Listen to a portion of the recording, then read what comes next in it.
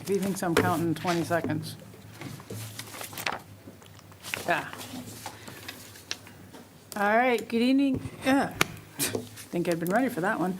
Good evening, everyone. Welcome to this regularly scheduled city council meeting, July 6, 2021, calling the meeting to order at 7:30 PM.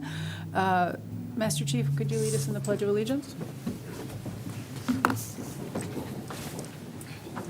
I pledge allegiance to the flag of the United States of America and to the republic for which it stands, one nation, under God, indivisible, with liberty and justice for all.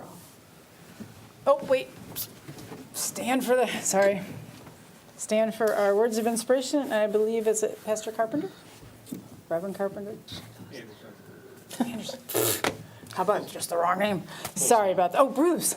Yes, I got the Bruce part. that's all right. Please. Lord God, we thank you for this day. Thank you for this country. We thank you for this community. We ask you to bless this assembly and this meeting. We ask that you lead us and guide us, that all the right decisions be made. In your holy name we pray. Amen. Thank you very much. All right. August, if you could roll call. Mayor Scripture.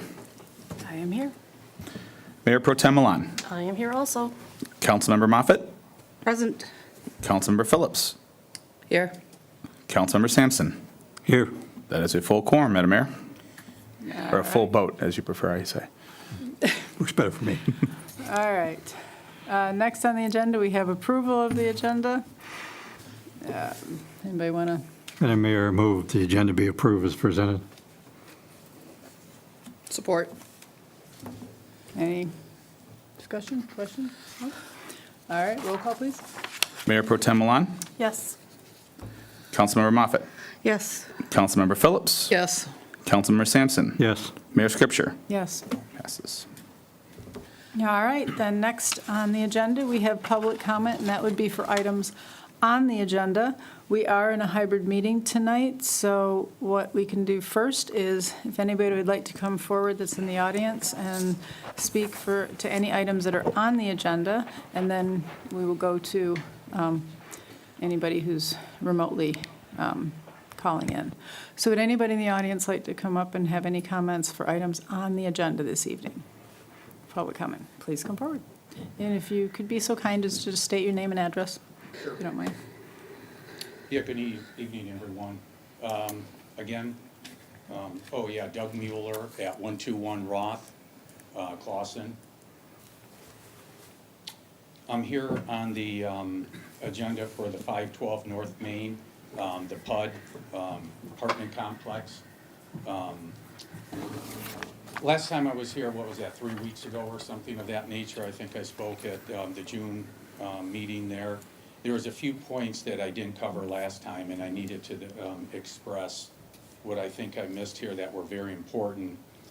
As you know, this vacant lot right over here is zoned office, and the future land use map also has it listed as office. I hope you do recognize that the buildings next to this, to this small lot are one-story buildings. This development will not be consistent and will look completely out of place, this apartment complex that is being proposed at the 512 North Main. I hope everyone had time to review a few of the previous PC meetings that gave a lot of information on this PUD. Mr. Glenn Shepard, the chairman, gave a lengthy and compelling recommendation why this PUD shouldn't be granted and wouldn't benefit the city of Clausen. Others just gave yes or no answers with no details. However, I would like to share a few of Mr. Shepard's comments. One, if this PUD was granted, it would allow other apartments complexes to be developed on Main Street. Second, these types of one-bedroom apartments are not an asset for the school since we're trying to build school enrollment here in the city of Clausen. Third, Clausen is oversaturated with one-bedroom apartments, and if I'm not mistaken, and you might want to go back and correct this or look at this, his number was, I think, 64 or 66% range of one-bedroom apartments. Mr. Shepherd also made it clear that, and brought up a decision back in 2004 when other council members were pushing back on single-bedroom apartments back in 2004 from another development or developer in the area and wasn't a good fit for the city of Clawson. And then coming from a homeowner's perspective, we feel the safety issues with this complex, you know, obviously, that would be built right across the street in regards to turning left, that since Roth will be the exit, I understand he's gonna post no left turn signs, but unless an officer is sitting in the library watching traffic come out of the apartment, I mean, half the time people don't even obey traffic lights. Or they'll do a roundabout in the library and shoot out the other, because you know, there's two entrances in the Roth Street into the library. They can do a roundabout or a cut-through right through the library. So with that being said about the safety issue, about obviously the library parking lot with people that obviously frequently go to our, you know, This beautiful guy's library. talking about the apartments. Yep, go ahead. If somebody had their, The Hybrid school, yeah, technical, sorry. right. You know, obviously the school kids that will be walking back and forth from home, if we do consolidate the schools, which I feel is going to be a positive effect, and I think it'll probably go through. And again, we're giving up a lot on Main Street for single-bedroom apartments. And again, you know, with people obviously going back to work every week, I see it, and I think we see it on the roads too. And going back to, again, what I was saying in my previous, you know, meeting at the correspondence, I was saying, again, we're not against any type of, any type of development here. However, the type of development that is being proposed is not in the best interest for Clawson nor the homeowners. Obviously, you've received plethora of other emails from the residents around the area, plus the signed petition. And, you know, basically, the benefit here, obviously, is for the builder, and yes, tax revenue. But if you live in our area and what we're seeing, this isn't gonna help our home values, probably will hurt them, and as well as our curb appeal. Our home is our most single valued asset that we have. Take my neighbor behind me, that's basically gonna butt up to some of the apartments. And he moved back here from Ortonville, and about 4 years ago. In the last 2 years, he's been renovating his home, his in-ground pool and everything. Well, guess what they're gonna be looking at in the winter and in the summertime? The apartment complex will be positioned perfectly, so they view his backyard, obviously, you know, so he's not gonna have any privacy, and that's gonna hurt, you know, his value. Plus, if you're looking for a home and you have a family, are you looking for a home that's next to an apartment complex? I think not. I think your decision, obviously, if you're looking at 5 or 6 homes, you take a look, oh my God, there's an apartment complex at the end of this street. I think you go down to the bottom of the list. I think that's only common sense. And again, if an office was built on this lot, it would have set hours, it would pay taxes, but everybody goes home at a certain time. An apartment complex, 24/7, additional street, renter noise, traffic, dumpster that's gonna be behind, basically behind Ray's. Yeah, it'll butt up to Ray's, and then obviously the side of our house, which will bring obviously rodents and disturbing odors, obviously, in these hot days. A 15, 16 room apartment isn't gonna make or break the downtown area in regards to business. We know that the downtown is thriving, and we see it every day. The downtown is well complemented with foot traffic. I know this due to the fact that I moved my company down here from Auburn Hills and right off of 14 east of Main. And I'm just hoping that your decision tonight is not based on tax revenue, because that would be shallow. We had this feeling after a few of the PC meetings where they basically dismissed us. There are other tax revenue projects on the table. The school, obviously, consolidation, which will bring a lot of tax revenue from new homes when they sell off the property. Royal Oak had the same formula. I lived in Royal Oak for over 11 years and watched that develop into a successful venture. Plus, you're reviewing plans on the marijuana stores as well. So I know there's other ventures, like you said, that are looking for tax revenues. And my wife and I have been watching these council meetings over the last year. Every month I've noticed that there's been more energy and better thinking process in how to move Clawson forward and making sure that the homeowners are being considered in your decisions. You as council members want to make the right and best decisions for the city and its residents. The homeowners who also signed that petition are asking that you make the correct decision tonight and deny this PUD on Main Street. And as you know, Main Street is the heartbeat of Clawson with its hometown feel and atmosphere.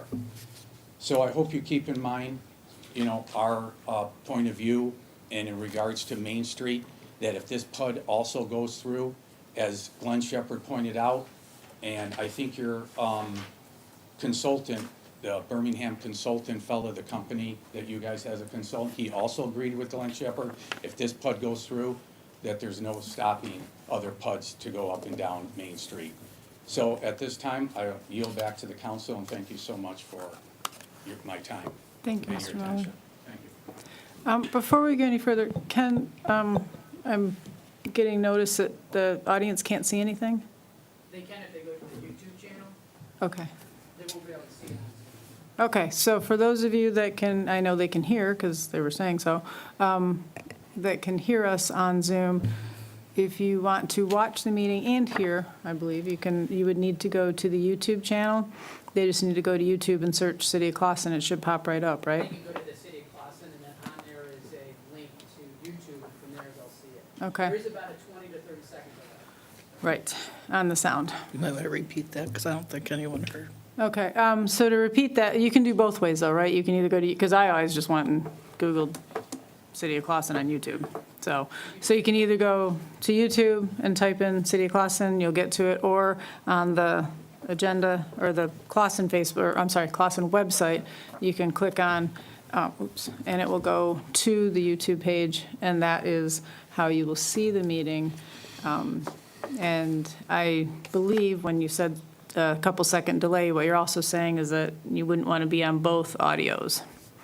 Yeah, it would probably be a little bit confusing if they had both going. Right. So you either want to mute your YouTube or you want to mute your thing on there. So hopefully that helped for those of you that are coming in remotely.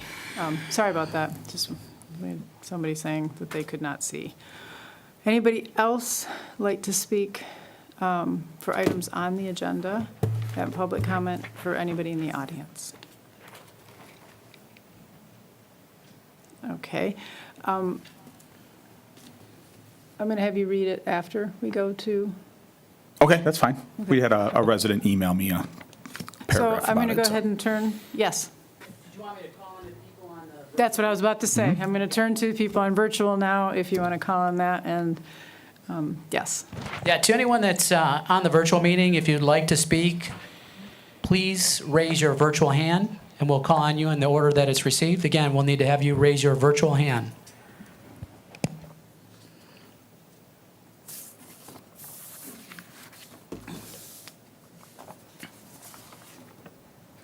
And we'll give it just a moment because there is a delay between Zoom and YouTube. Is there one person that unmuted, Ken? I have my computer glasses on, I can't see that far. I'm sorry? Nope, I didn't see anybody. I guess, okay. I don't see any hands raised yet. No? I think at this time there are no hands raised. All right, seeing no hands raised virtually. August, you received something that, from Karen Erickson? Yes, it's a lengthy email. Forgive me, I haven't read this much text into a microphone since college, so I'm going to give this a run. So This came in this afternoon. While I planned on attending on Zoom tonight, one of life's unexpected world-rocking events happened, and I cannot do what I planned. Instead, I've asked the city manager to either read this for me or have someone else read it and then put it into the minutes for tonight's meeting. I appreciate this very much. If it could be there, I would be. My name is Karen Erickson. I live at 55 East Baker. Thank you for letting me speak tonight. Thank you for speaking for me tonight. Never in my wildest thoughts, after being born in, living in, and working in Clawson, would I ever imagine spending this past year trying to convince first the Planning Commission, then you, the council, that this PUD proposed for 516 North Main is so wrong for the city I love so much. I know tonight is the night you will decide the fate of this community based on whether or not only 3 of you 5 believe this project meets the 4 major criteria outlined in the city's PUD regulations. I'm asking that before you proclaim your decision, to please consider my questioned thoughts on those 4 plus a 5th one of my own before finalizing your decision. Okay, so recognizable and sustainable benefit. This is point 1. My question is, does this apartment really achieve a higher quality of development using PUD exceptions rather than conventional standards? Sure, it will occupy vacant land, but how can this be better when many deviations from building codes are needed to be able to stuff the lot basically from edge to edge with brick and cement, allowing its skyward reach, what the plan says is 34 feet 10 inches, providing a few trees, but puts the building right on the corner with narrow green edgings along the building sides and makes it totally different and incongruent with the area. The requirements of an office zoning would mean more green space and less heat-reflecting concrete if it stays zoned for office. If this PUD is allowed with its large parking area, the whole block along both sides of Main would be mostly concrete since there's already large parking areas behind the 2 buildings on the east side, and with the credit union on the west side of North Main changing its property into more parking and drive-through lanes, we're losing even more green space with every step to update our town. How does that benefit the city in this time of Green Deal policies? The Master Plan of 2017, Chapter 7, cites 2 goals and objectives as 1, encourage low-impact development techniques where large areas of parking will be needed, and 2, eliminate unnecessary pavement and other impervious surfaces. 516 North Main, if bought by the city, would actually be a real pocket park and stay within the green environment process. No concrete, no heat islands, no packing the lot with cars and apartments. To me, that is a sustainable benefit. That was point 1. Point 2. Availability and capacity of public services. Perhaps the capacity of public services and utilities now seem adequate even with ongoing water main breaks on this side of town reported on Facebook, along with 2 frequent outages DTE never seems to control despite its promises. We just had a full house generator installed so we could stop losing power, and the electrician who installed it said DTE is not expanding its grid to accommodate all the additional apartments being built inside and on every main road into Clawson. And if we're having electrical service problems now, what will the story be if more multi-residential sites keep popping up with more people drawing on an already problematic public utility? This may be the first apartment to be built in Clawson along the east side of North Main, but added to those on the Troy side from East Elmwood to Maple, where others are already built with more approved for the future. Will any of us living around this area be sure of not losing power, water, sewage, and electricity for long periods if we keep allowing more apartments to house more people without replacing our old and tired infrastructure first? Point 3, consistency with master plan and zoning ordinances. This, to me, is the greatest failure to meet compliance. A PUD has its own zoning rules wherever it is put, and the master plan said that, quote, office zoning denotes areas appropriate for office and similar compatible uses. These properties front major thoroughfares and represent a transition from other more intense uses, unquote. Now, where does this description say apartment building with offices on the front qualify in this zone? How can an apartment be considered having less intense use than, say, a laundromat in a strip mall where traffic frequently comes and goes? It's good in a business district, but not for quiet neighborhoods. Okay, point 4, economic and neighborhood impact. This might be partially true because it's the last lot on the block available for building on. The neighborhood impact, though, may be the loss of residents who do not want apartments and all that accompanies apartments holding sway over their homes and yards and could end up leaving town feeling unimportant, unrecognized, and hurt, and spread those feelings elsewhere. The negative spoken word is very powerful. I hope you remember that this rezoning all happened after we built or bought our homes, and the closest neighbors are the ones who did the research on the zoning before moving into town. We're not trying to stop progress, per se, only keep it to the office-zoned areas that least affects our lifestyle, our privacy, and our home values. Final point 5, feelings of residents. Lastly, I'm asking you to take into account the fact that almost 200 residents asked that you not authorize this PUD to be built.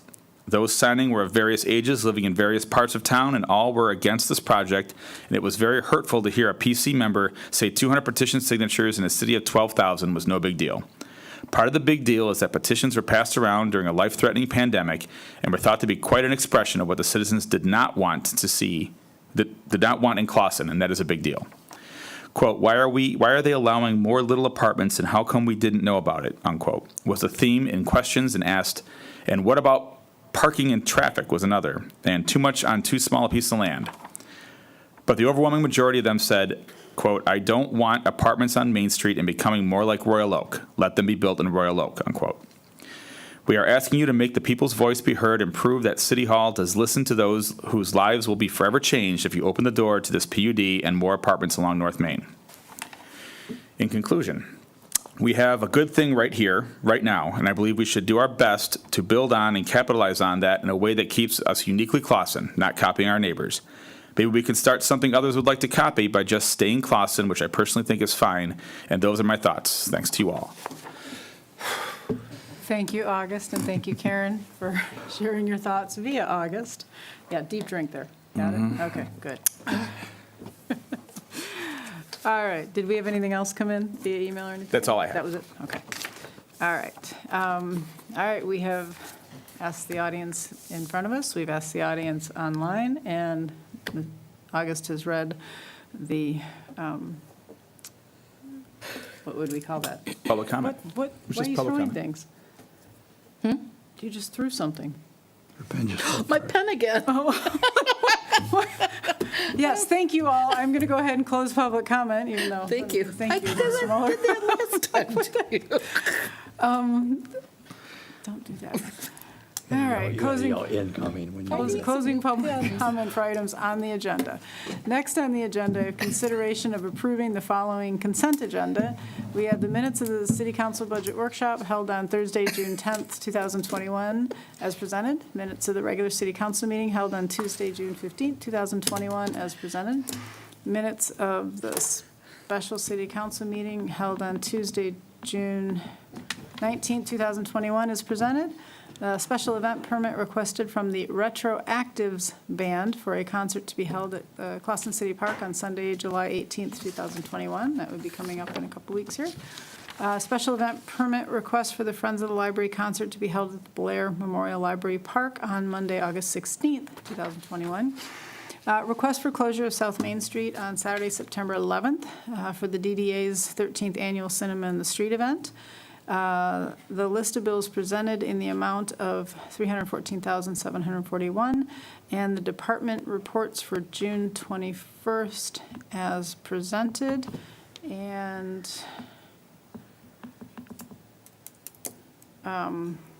actually, I'm going to move that we approve the consent agenda with the exception of moving the bills down to whatever the last item is, which I'm not even going to bother to scroll down and figure out, under new business, 10 something. I'll support that. I'm going to pull item G. Yeah. Yes, please. And that, well, that's my motion. I'm not saying we have to. Okay. Yes, that's, and support, but, and I think I read everything. Yes, any question or discussion on any of the other, anything else anybody would like?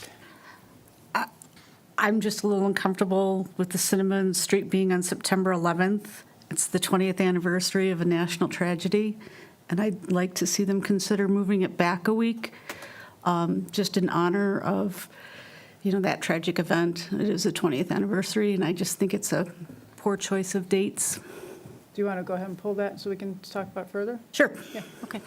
Can you pull, I'm going to amend my motion to pull Certainly. F. Not pull it, but move it under new business.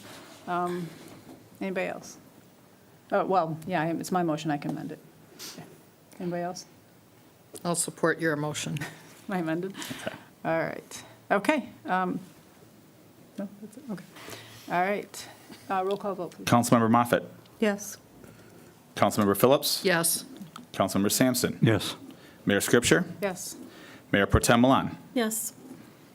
All right, so we have approved the consent agenda with the exception of moving item F and G down to under, I guess we're just going, well, new business. New business. whatever, Somewhere, It's fine. yeah.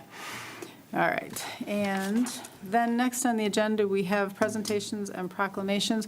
The first is the Clausen School Millage Rates Information Update. Do we have someone here, or is someone on Zoom from the schools to speak to that? Do you know, August? No. If, No, I was not told of anyone to expect anyone either. okay. All right. Is Mr. Smith on? Because I believe Jackie reached out and, because I didn't get anything. I know she sent something, but she sent it to. I don't see Mike Smith up there. Yeah, actually, is Mike here with us today? I don't I keep looking up there and I know I'm like, know. I don't see him up This- there. We should Glasses. probably let the public know that he did break his foot, which is why he's not here. okay, so, I think that's him on the phone on the call-in. that's what I thought. I thought, But if he's Oh, listening to yeah. YouTube, it may be a little delayed, so. right. But I thought Mr. Smith had the information, hold on a second here. Try to unmute when you're on the phone.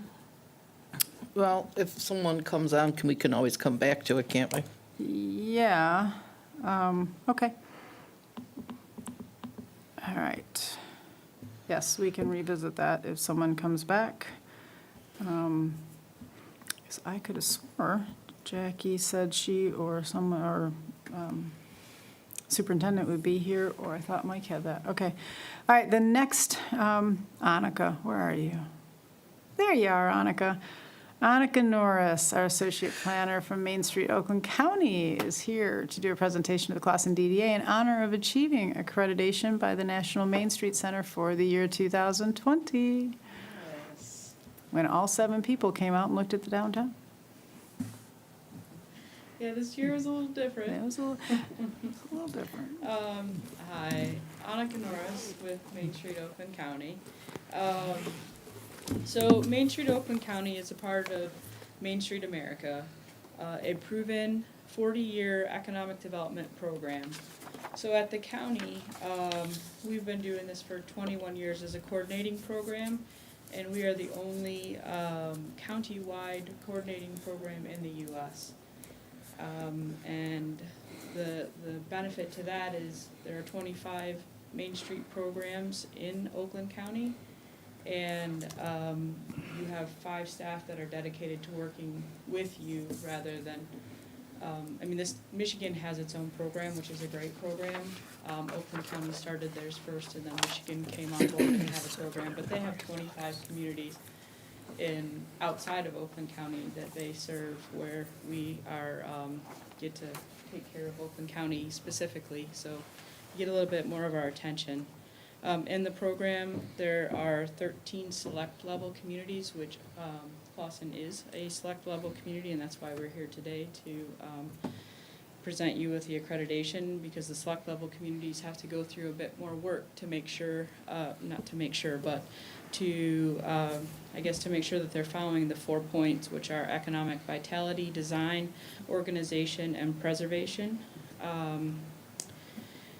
There are, let's see here, I just wanted to read you a couple stats that are pretty amazing. Main Street America is a network of more than 1,600 neighborhoods and communities. The communities participating in the program have leveraged more than $89.57 billion in new public and private investment. The program has leveraged more than They've generated 687, 321 net new jobs and 154,435 net new businesses. So those are some pretty strong numbers across the program. And why we're here today is Clausen DDA Main Street program has been designated an accredited Main Street program for meeting rigorous performance standards. Each year we like to come out and present them with their accreditation, because it is a big deal. Clausen does a lot, the DDA does a lot. Joan leads several volunteers, and They do a really good job making sure that the businesses are taken care of. The Main Street program provides educational programs, not only for the managers of the program, but also for businesses throughout the program, and support. And I know there's a culture history program that we did this year, the toolkit program through the county, where PPE was put out into all the businesses, and several other programs and events and things. And Joan does a really great job, and really enjoy working with her and with the DDA board. So this year, they present your accreditation and for all your hard work, and We have a very nice collection of these, which we're very proud of.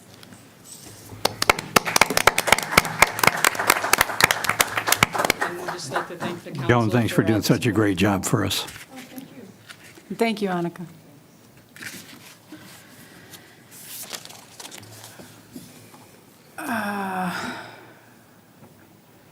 All right. In that case. Okay, well, actually. Madam Mayor, can you hear me now? That's Mike. Is that Mike? Yes. Yes, we can. Yes, it's Mike. Yes, we can now hear you. Okay. Yes, in regards to the Clawson School District, we wanted to give clarification. Okay, actually, I for lied. the- We can only kind of hear you. You're muffled. Oh, It's the there's a painkillers. clarification can you hear me? Yes, a little better. From I believe it was the June 3rd meeting with the millage rates that we were discussing. There was an incorrect amount that we had stated. It was a misstatement. I'm trying to pull up the actual document that they provided. Jackie had I do have provided the, well, I have the PowerPoint, the first page, but I don't know how I would put it up there.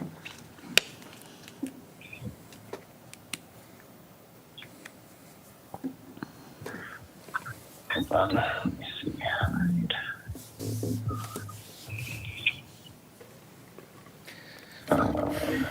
So early in the meeting, the screen showed millage rates for the city of Clawson, for others, which include Clawson Public Schools and some other millages. For Clawson Public Schools, the screen showed 27.02 mils. As a side note, is not a principal resident, there is an additional 18% for school operating. So this is not true. Our millage rate for the schools are 27.02 mils. So it was a misstatement that we said that there was an additional 18 for a total of 41.02, which is not true. And we just wanted to provide clarification for that. Kelly has reached out to Jackie. We've made sure that that was addressed, and we just wanted to publicly address that and state that it was a misstatement, and we did reach out to them.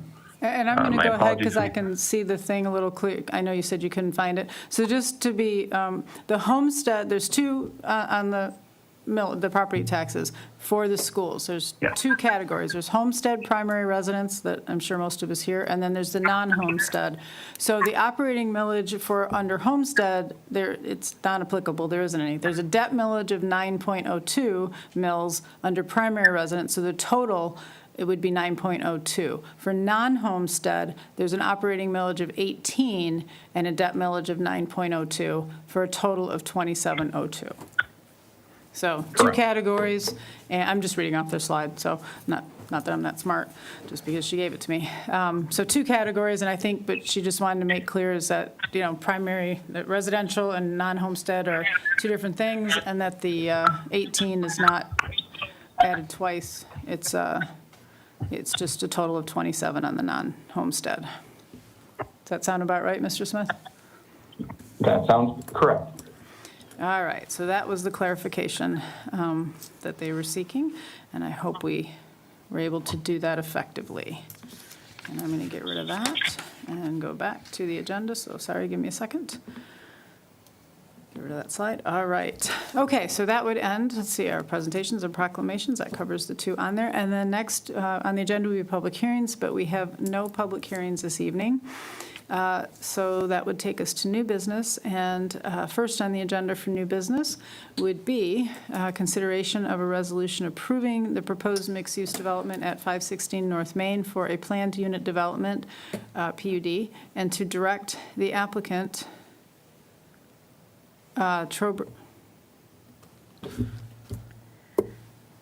Trowbridge Land? Yeah, am I supposed, is it this one or the one that they gave us? Well, as far as what Mike sent over, Yeah, I believe, well, this is just to be able to call it, then the motion would okay. be All based right, I just want on. to make sure, because I wasn't reading the wrong. Yeah, that just for Okay. the motion so that it'd be Okay, detailed. sorry. And to direct the applicant Trowbridge Land Holdings LLC to prepare a development agreement for the city attorney's review and the city council review and approval. Joan, I believe you are here for, Giffords could not make it tonight, so were you going to Yes, speak to it first? or- yes, thank you. Joan? Actually, you know what? Let's get the motion on, because then anybody can ask you questions as you go through, since it'll just be on Okay. the, is that okay? Yeah. Oh, heck, I'm just going to make this fast. I'm going to move that we resolve to approve the proposed mixed-use development at 516 Main for a planned unit development, to direct the applicant Trowbridge to prepare a development agreement for the city attorney's review and city council review and approval. Can I get a second so we can do our discussion? I'll support it for the sake of discussion. Okay. Go ahead, Joan. Okay, I'm going to explain a little bit about what the process is that, for a PUD. And then the applicant is going to talk about the criteria. And then I can come back if you have any questions. So Just looked this- at Robert's rules again, and it still says the same thing. Ken, Yeah, he's hitting the, or, YouTube's coming through on Mike's phone. oh, Want to wait a minute? yes, please.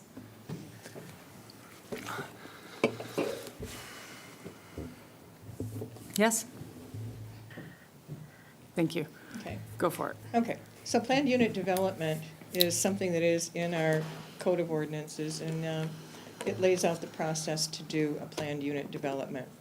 What it does is it changes the zoning to those parcels or parcel, so that a new development can happen that is maybe not, that is not exactly how the zoning map is currently.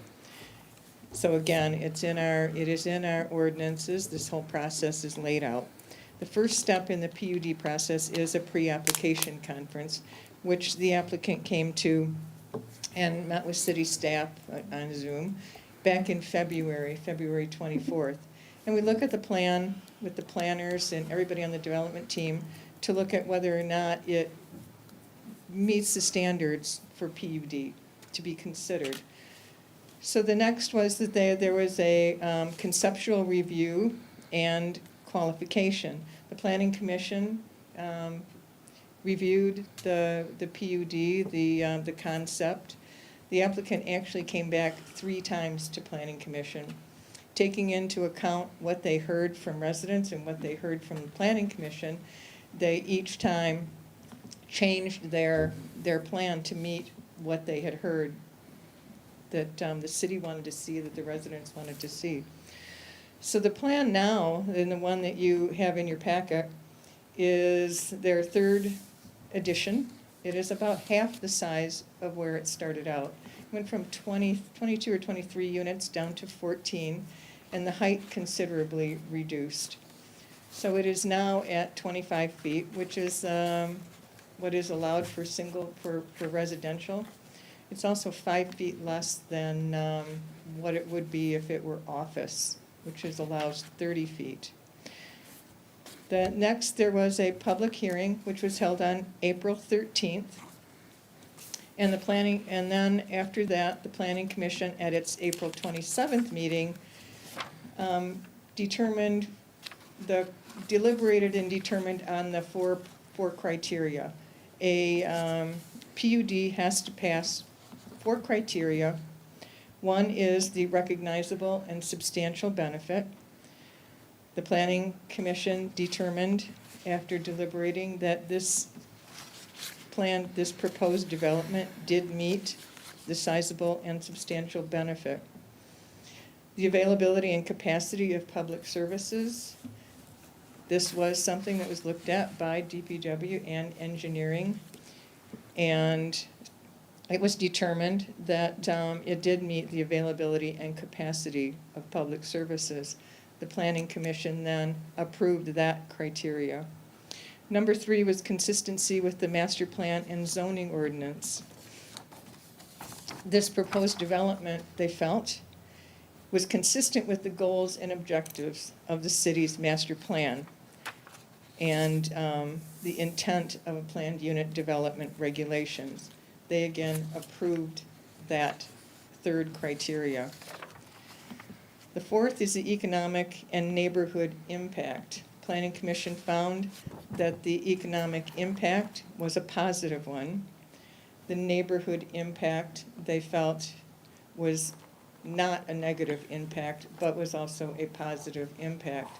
It is, in your packet, you can see that this is, the applicant has changed setbacks based on what they heard when they were presenting this to the Planning Commission. So the Planning Commission did feel and voted in the majority that this criteria was met, that all 4 of these points were met.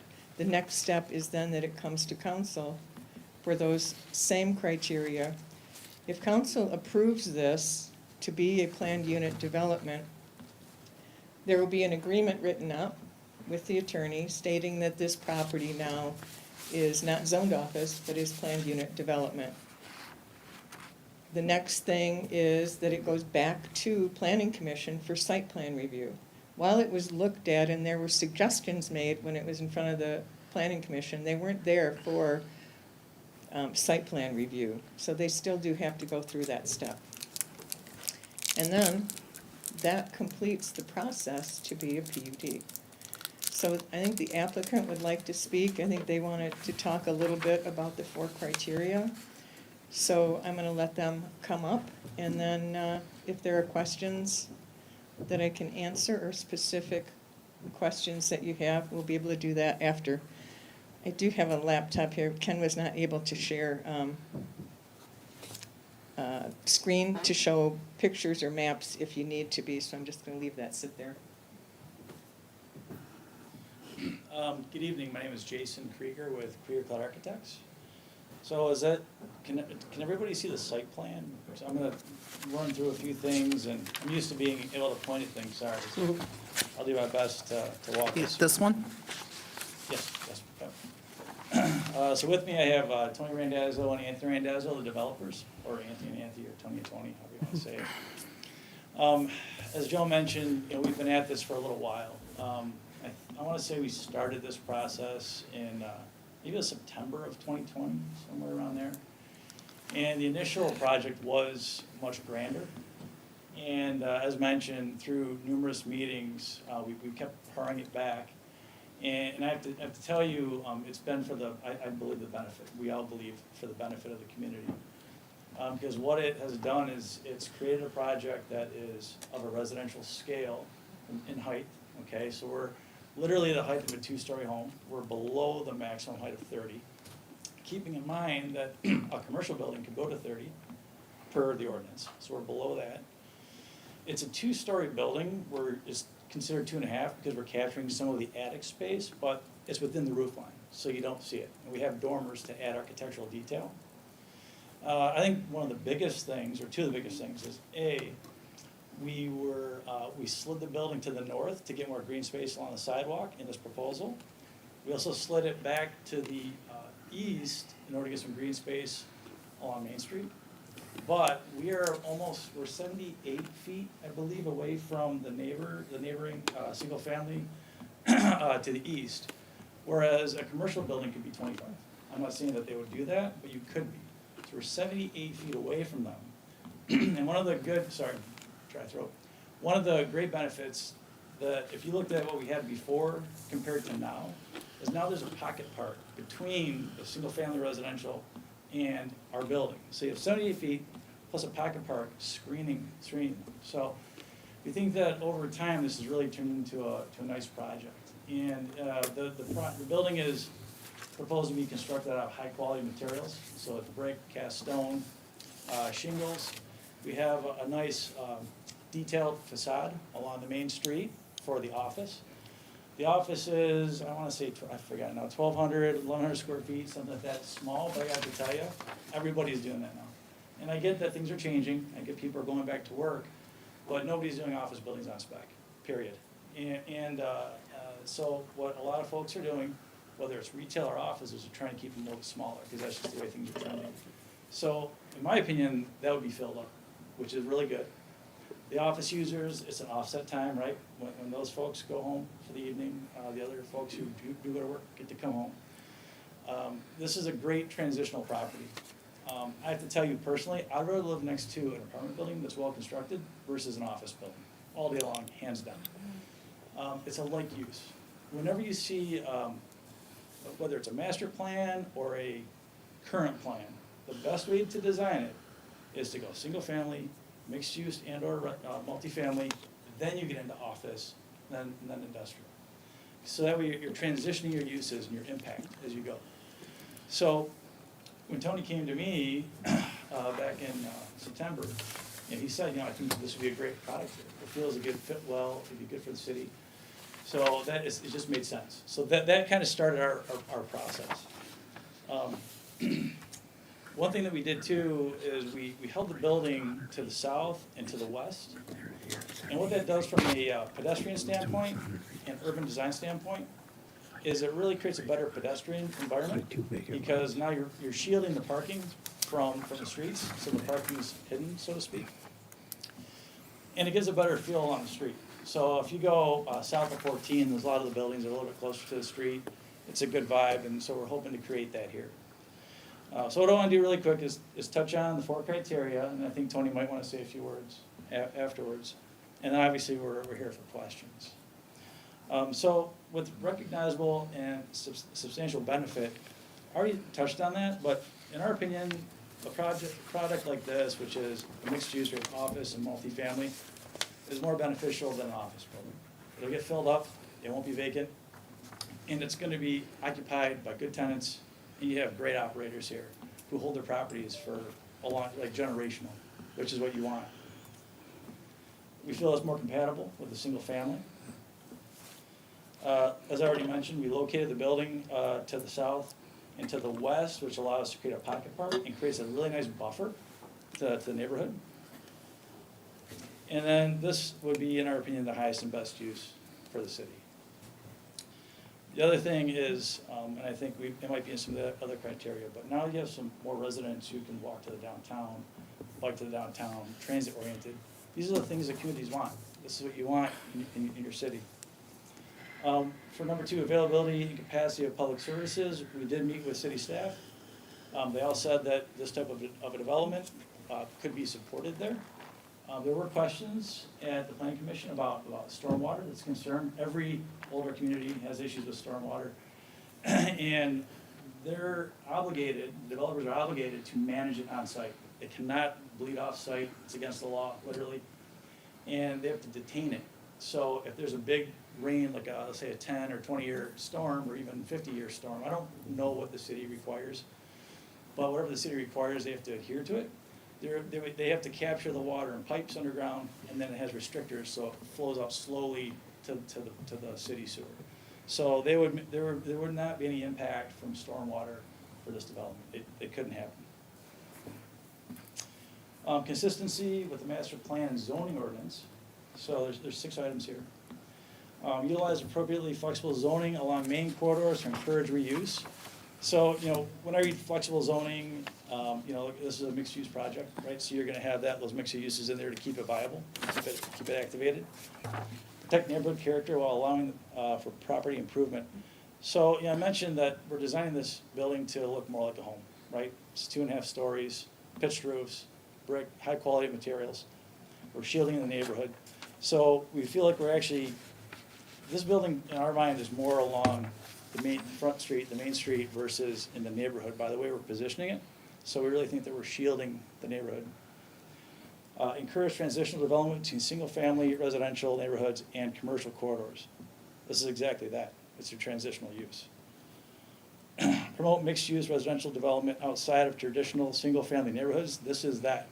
This is a mixed-use project. Encourage development of alternative housing options near downtown and along commercial corridors. So we have a mix of 1 and 2 bedrooms, which is different than a single-family home, so we feel like we're adhering to that. Promote land use patterns and transit-oriented design standards that support walking, bicycling, and public transit use. We're only a few blocks away from downtown where there's a bus route. We have bicycle racks on site. This promotes that. This promotes folks living in the area, in the neighborhood, near downtown. And then economic and neighborhood impact. So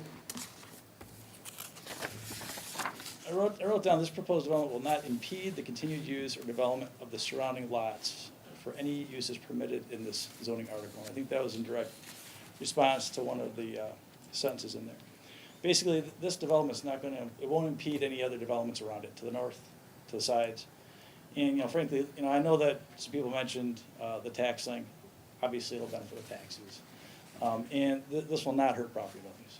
I have to tell you, I think, like I said, high-quality apartment building would be more beneficial to a neighborhood than a commercial office building, in my opinion. So, those are the criteria that I wanted to touch on, and I guess, Tony, do you have anything you want to say? I have a question. Can we ask a couple questions? I have an architectural question. Sure. Those dormers in the roof, so those are just for looks, or do they open to the apartments below? They open to the apartments below. So there's like a loft area, or is it Correct. just a skylight? No, it's a loft area. Okay. I actually have a question too. Is there, I thought I might have asked this at the meeting or someone did. Is there any consideration of putting in an EV charging for electric vehicle? We haven't really- yeah, I mean, I mean, you kind of have to, these days, every project does. but I wasn't sure if I. How long does it take to charge a vehicle with solar power? Yeah, it's a good. 2 weeks? In Yeah, it's in pretty, Arizona or? it's pretty standard now, and I gotta be honest, I don't know if the city has a requirement on the percentage, but everybody has to put in at least, 5%, 8%, something like that. There'll probably be a couple spots that have that. And there's no garages, right? These are, okay. And no carports? Yeah, no carports. Well, we're not, I mean, that would be site plan. I was just checking, because sometimes the picture isn't always what, yeah. Anybody else have any questions? What's the square footage of the apartments? Oh, boy. You're the architect. Yeah, I know, I have too many things running around through my head. Just 1 second. I think there was something They're in here. here. Yeah, One, I have them here. That's what I just want confirmed. Yeah, you're right.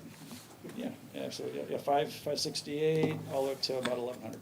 But, so what's the percentage? So I've lived in an apartment once, that was fun.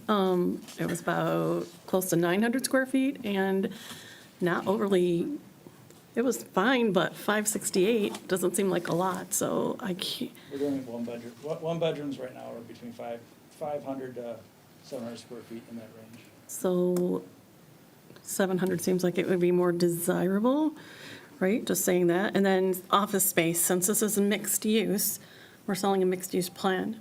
How many offices will be part of this plan? I thought I heard one. It would likely be one office, So we're, one business. so the percentage of square footage of one 1,100 square foot office to the rest of the square footage of the building, just so that we can say we have a mixed use development, seems a little off to me. That's just like I mean, it meets the requirement, but, barely meets the requirement. So basically what you have is an apartment complex that just happens to have one office as opposed to an office complex that has housing.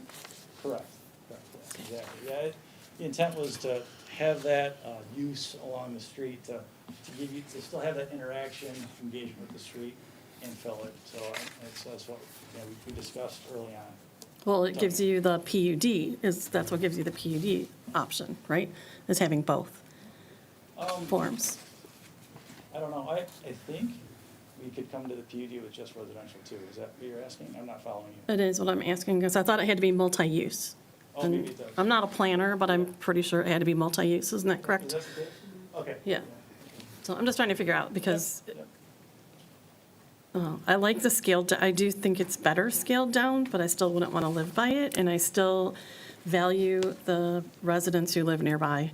So those would just be my concerns. And I think if we're building something new and beautiful, we should build towards higher end new and beautiful, and a 500 square foot, 568 square foot apartment is not someone who's going to stay most likely for long. So I would see those as transient apartments, people who are just starting off. I don't know a lot of minimalists personally, but location would be good, right, if you want just to start something new. But I think my 23-year-old daughter would love it, but I don't know a lot of 40-year-olds that would probably want it, and they would just stick around. So from a community standpoint, I would like to think of consider all of those Yeah, options. understood. I'd let Tony address that point. Yeah. But that's a good point. Yeah, thank you. Thank you for the opportunity to be here. We love what you're doing downtown, by the way. You're doing a great job. In reference to the office versus, multifamily, because it is zoned office, we're finding that we can't keep our offices full.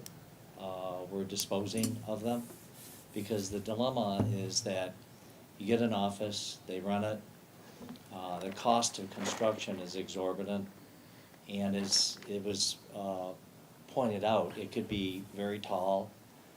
However, a lot of these have become blighted, because a lot of times people move in, 5 years later they're out, so you have to go redo it. And the financial dilemma is the following. Let's say you get $20 a foot, which I don't think you'd get, but let's say you did. In today's dollars, it's $50 a foot to go redo it. So really, if they're there for 5 years, you're really getting $10 a foot, because you gotta, divide the 50 by 5, which is 10, subtract it from the 20. So the math does not work. So I guess it could stay vacant, for I don't know how long, until they get rid of the internet, I guess. People stop, okay, so that's a consideration. So the next potential consideration is, do we want, in our view, really high quality, and I'll get to that, multifamily. So things are getting more compact, not necessarily claustrophobic, because these are 9-foot ceilings. They're all open. They have beautiful cabinets, granite countertops. The floors are all that, in some instances we use wood, but now they have high quality planking. So they're very, very well done. Carrera looking tile. They're beautiful. And we made it a more universal product, if you take a look at it, because the entrances are direct entrances. You don't climb up a bunch of stairs. Yes, you do for the second floor. Someone mentioned the 2-bedroom aspect. Theoretically, Ms. Phillips, you brought up the point about the loft. That theoretically could be a 2-bedroom. But we like to think that this product appeals to everybody. Because, like for myself, I don't want stairs. I'm okay without a lot of stairs. You can go directly in, and that's the first floor. Now, the second floor would require someone more agile. And you mentioned the fact that these more transient. We're finding this is a way of life. I would have never bought into that, because that's just not how I was, teed up. However, people, with the over 98% occupancy all around, Royal Oak, Clausen, Troy, etc., we don't have any new stuff here, particularly direct entrance product. We did not we've gone through, a bunch of meetings, we lowered the density, okay? So, why would people live in a multifamily? You're gonna get a lot of people who wanna live in Clausen are gonna be there and say, you know what, we love this community. We love what's going on downtown, I'm gonna buy a house here. Because your median house price is $241,000. That's what it is. These apartments almost cost that today. So you can't charge an inferior amount of money. You just can't. And I sometimes blush at the fact of how much they rent for. And if you know, we're gonna probably get 18,000, you know, for a year's rent. Well, if your medium income home is 241, and you use a 5% constant, 5% on the money, that's only like 12 grand. So the person living here is like really paying a lot of money to be here. So you're gonna get a young professional or someone like myself that just does not need a home anymore, doesn't want the, you know, the upkeep, and really a very nice community, which is walkable, which I think it's nice to support the downtown, you know, as people trying to make a living there, and I think it's important, because I think walkability is key. So, does this set a precedent? Well, not really, because it's kind of like a bookend. You have, you know, office here, you have the park, and this is the very first product that you have that's outside of it. So it's just a tiny extension of the downtown. And it's just a question of, do you want more, I think, permanent housing that will enhance the residential? Because most people, if they like a community, they kind of live in it. You know, they like it, they enjoy it, they see it, they see how it is to be close to a downtown, and they buy houses. And it kind of promotes that. So those are just some thoughts. Can I answer any questions for you? I do have a question. Sure. The way you described it just a second ago, are there any stairs? I know there's stairs in the back for the second floor. Are there any stairs on the first floor? In other words, for any of those first floor one-bedroom apartments, would those be considered Townhomes? senior? No, I was going to say senior-friendly. Yeah, extremely. In other words, Yeah, no for sure. steps. Are We're they doing one? that. We're doing that everywhere. You know, like my mom walks with a walker, and I see how difficult it is for her to get through, you know, real tight doors and what have you. I think it's a really good move, and they didn't do that years ago. And as far as just jump back, I see a peppering of multifamily, kind of old-fashioned, well done at the time, along the west side of your city that abuts residential. And if you look at appraisers, they don't affect, they really don't affect the value at all. Which, you know, I even read that about mobile homes, which I still struggle to believe that, but. I lived in one. I'd moved back to one. It was a great park. Let's not be trashing mobile homes, people. We believe in them, we have them. So we're for them. My point I don't is see that stereotype isn't true. Well, actually, what I'm asking, though, is, based on your description, because there's no elevators, so No. the second floor would be wide. Are Yeah. the first floor units, I know you didn't design them for seniors, at least I don't think you did, but what I'm asking is, are they, by nature of not having steps or the way they're designed, are they flush, are they senior-friendly? Yes, they are. Okay, You that's can all. just cruise right in, right from the parking lot. Okay. And the interiors are also sized? Friendly, yeah, they're and- all, the doors are wider, the whole, because you can only do it once and it's easy to do. Yes, ma'am. That's what I was gonna ask you, with the width of the, if 3 the, feet. what about the interiors? Yeah, we design them that way. So technically, they So could you can- accommodate a wheelchair if they had to. Exactly. Okay. Because you have a more universal marketable product, which is what you want. So technically, they're And we don't almost have any of that I see. ADA compatible. Well, and I'm just going to carry that question just a step further, because what you put into, I mean, the difference between door handles and stuff like that, Yeah, and you that's use- sometimes just a simple choice. They could cost the same, but people don't think about Well, it. we do. That's what I'm asking. You should. That's what I'm asking. Is- Yeah. So that's a consideration. I mean, when you consider the baby boomers, which, you know, I'm obviously one of them, we're all looking for that. You know? Oh, it's right around the corner. What's the project, what's the total square footage of the project? I don't know if you can answer that. I'm curious what it was and what it is now, with the Oh, it scaled was a back lot version. more. It was like 24 units, and it was, you know, tinier, so we made them larger. 3.5 stories versus 2.5. Yeah, but footprint, what's the total square Yeah, footage that's a of the good point. What footprint? is what's the length of the building? The width? Sorry to make you do math.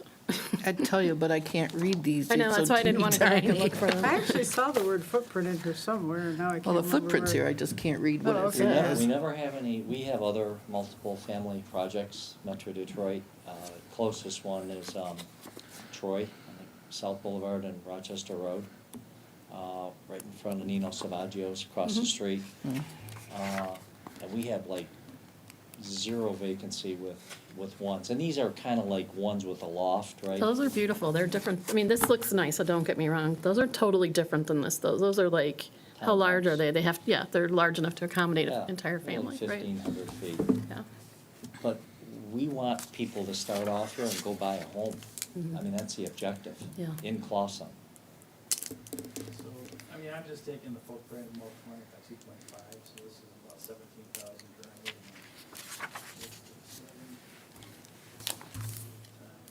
So 3.5, 24,000 feet. You know, roughly, I'm doing some quick math, 24,000. Yeah, the square footage. He's close. Miss Mellon is in the upstairs, right, because you got the loft. Right. So you do have a larger unit if you want it, you just gotta walk up there, which, you know, is It's okay. usable space, so that's a Well- bonus. Yeah, that's what I say. Yeah. So we've, and see, they're really designed, if you look at them carefully, because they have separate, you know, water, separate electric, separate gas, to be condominiums.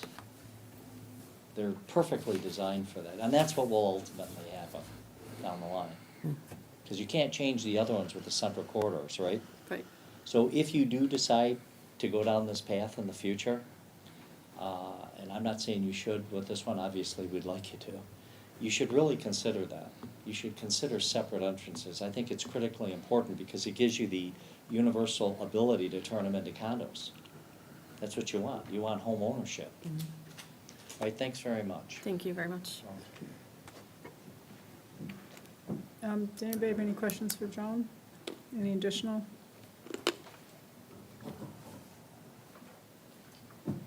You've got all your drawings and maps, so you don't need to show them on the screen, we're good? I can't show it on mine. Yeah, Ken can't do them because of also being on Zoom, so the hybrid doesn't We've got allow all him to have the these. hookup. No, I know, I was just, Oh, Are you good with what you've got on paper? I am. Okay. I'm just asking if anybody has any other questions for you. Councilmember Sampson? Do you have what the projected tax would be for that? As a vacant lot, it's 4,800 tax revenue. I think that when this is built, we did talk to the assessor. Yeah, Stacy sent, actually, I have that. Unless you have it memorized, Joan. So far, she's had everything memorized. I think Stacy said that Travis, yeah, it was 4,900 right now vacant. And Travis, who's in Oakland County, I'm just reading what Mike sent and through Stacy, or Stacy sent through Mike. I think he ran a price range, 840 to 925 times the mills, because it's non-homestead, and I looked like it was a range between 56,500 and 62,300. Considerable. Yeah. How long has it been empty? Been at least 25 years, ain't it? Oh, gosh, Lou, I don't know. Back when it was just the little floral shop that was vacant for so long. I'm not remembering how many years, but it's certainly been vacant for a long time. Yeah, it doesn't like a big push to put something there. Is that it? Anything else?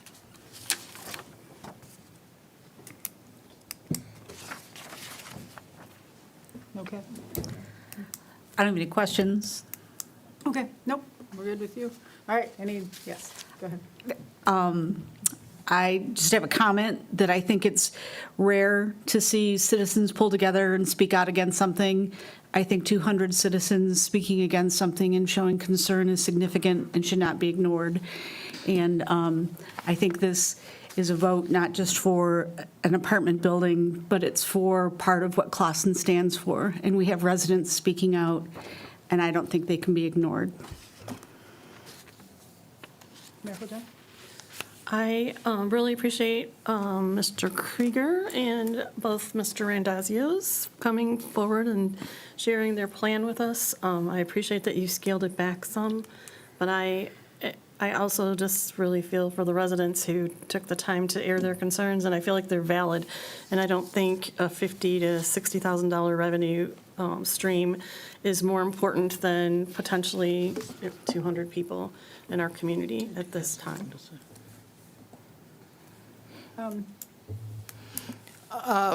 First of all, to the citizens, whoever put this together, you did a wonderful job. I appreciate that.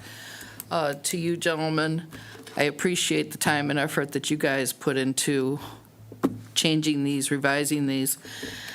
What I keep going back to is when these subdivisions were Hendrickson Farms, Phillips Farms, all the different farms that were around here, and thinking in my head, what were those people thinking when they were dividing their farms up and putting houses around them?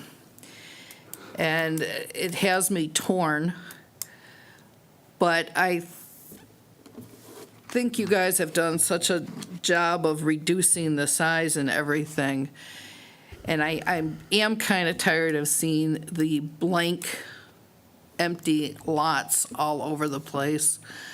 I feel for you guys. I feel for these guys. But in the interest of moving on and moving up into the world, I guess, I just keep going back when it was Hendrickson Farms and Phillips Farms and Baker Property and how those people ended up splitting theirs and expanding so that we could become Clausen. So I'm keeping that in my head. Councilmember Sampson? Good. I agree, the presentation, the effort put into it. Karen Erickson is for those that don't know, she was also an employee here at the city. She's a dedicated person in Clausen. I miss her planters very much outside of the city hall, and I have deep respect for her, and I have respect for everybody that's come forward today. I absolutely agree, and I wish more people would rally around more stuff and come forward, so I appreciate that you did. But I think I mentioned, I believe I was talking to Mr. Mueller, right? When I said that we also have to look at all of Clausen, and I do think that it does matter, that tax difference. That property's been vacant for a long time. Frankly, I'm a little disappointed that, and I think it was originally proposed as retail, and they pushed it to go back to office. I think retail would have actually been a little better.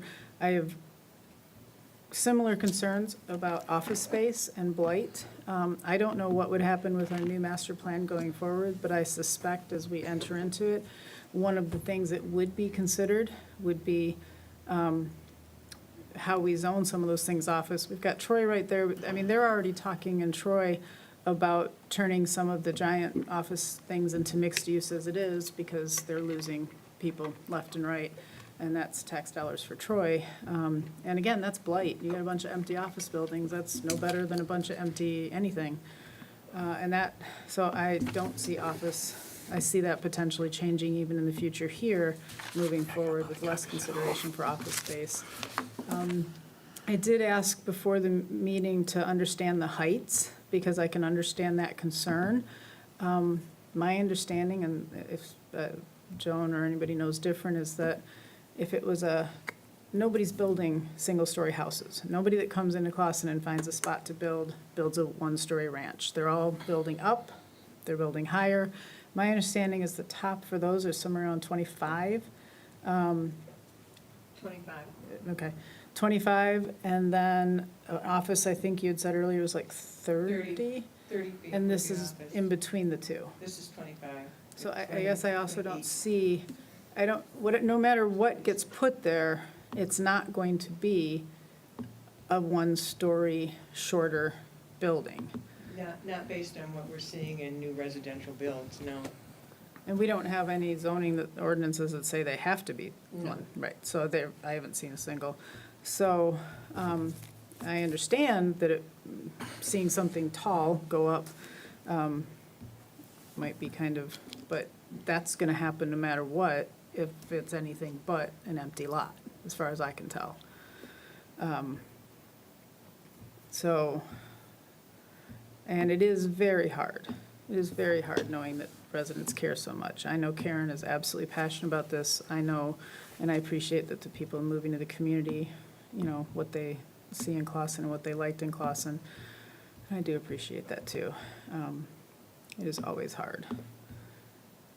Does anybody else have any other comments on council? Yes, go ahead, Councilmember. My other concern is if we accept this proposal, we're opening the door for PUDs anywhere in the community, right? It's a zoning and a planning thing that we have to consider and be aware of.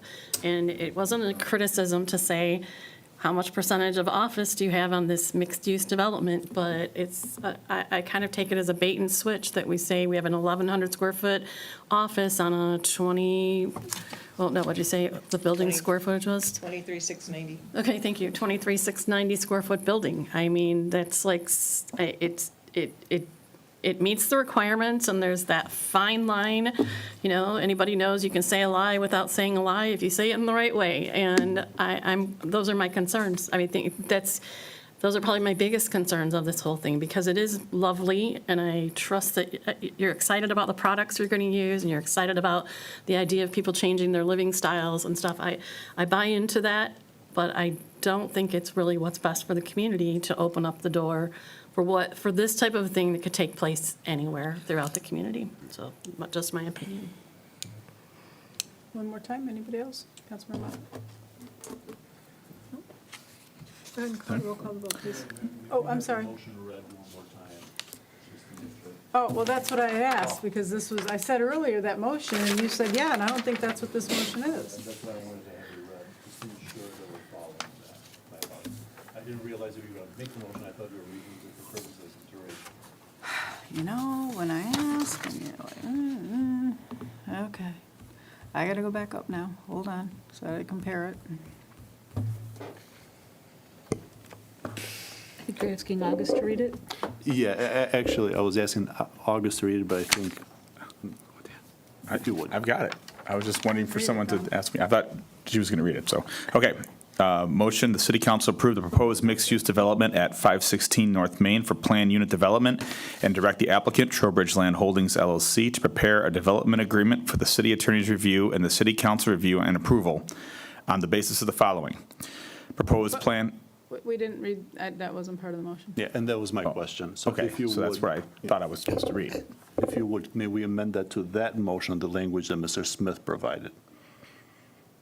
So when I asked you, Right, but you were, you were announcing the consideration. Thank you. yes, Thank I you. will amend my motion to include what Mr. Smith provided, which I will read, the proposed ordinance, on the basis of the following, the proposed plan, not ordinance, sorry, proposed plan meets eligibility criteria 1 through 4 of section 34-1001D of the Clawson zoning ordinance. Project will provide, thank you, Kathy, recognizable and substantial benefit to Clawson and future residents of the project. Public services are available to capacity adequate to serve the development. Project is broadly consistent with the goals of the master plan, and the proposed development will not impede the continued use or development of surrounding lots for permitted or planned uses. The planned unit development agreement will record that relief is sought from the following standards. Required front setback of the O1 district is 25 feet. Development may have a minimum front setback of 6 feet. Required setbacks of the O1 district 20 feet from the southern property line would be required. Development may have a minimum setback of 5 feet from the southern property line.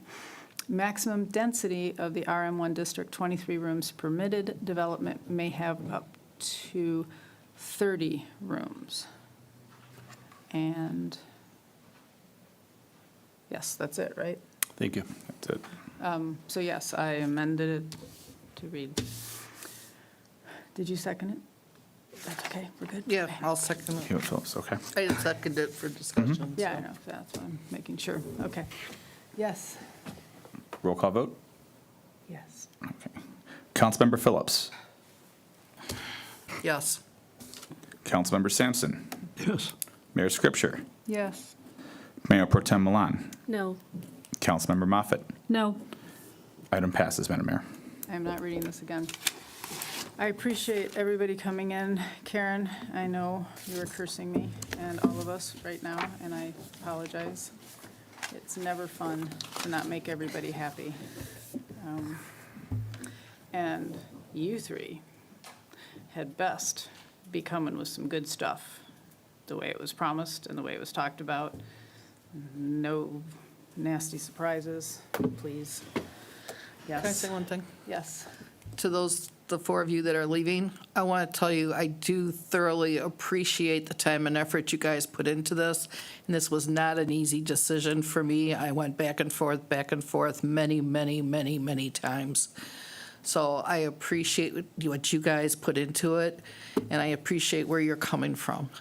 So I did take that into thorough consideration. For the whole weekend.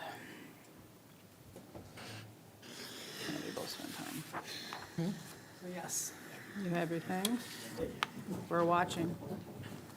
And when I get old and need a walk to get into some place with a walker, I'll be calling you. Hopefully that's never. Because they don't have a pool.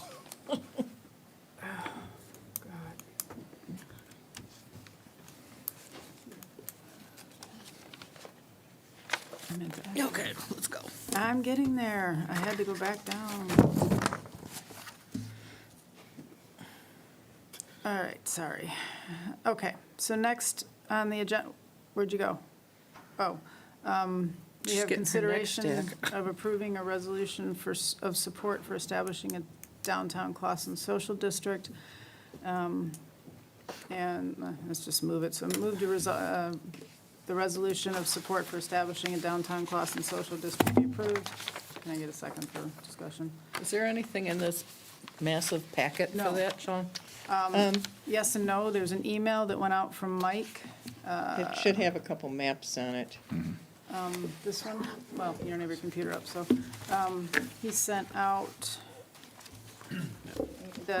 is it in the packet, all the stuff that was in the email? It was a second email, and it's yes. not in that packet. Okay. There was stuff in the The packet. second though, 'cause I email that read was it. sent, I'm just gonna say what was in it for the Is sake that the of. one that came out today? Yes. Okay. Okay, so what was in it was the social district, potential social district license holders, which would be Three Cats, 'cause I don't know if anybody else has, oh, yeah. Okay, so And those are, right, so Three Cats, Mojave, Pumachug, Detroit Burger Bar, White Wolf, Japanese, Patisserie, Renshaw, Zioli's, Licensed Sterling Tavern on the Main, Duvente, The Lucky Duck, and Whiskey Taco Foxtrot. And then we have the resolution here, so worry about that later. What else is in here, Joan, that matters that I should point out to Kathy? You got the maps. maps. And I those- I can try and bring my laptop up and see if we can screen I share. did look at it earlier. Okay. I just can't get my computer to come up Okay. here. And I still need a second.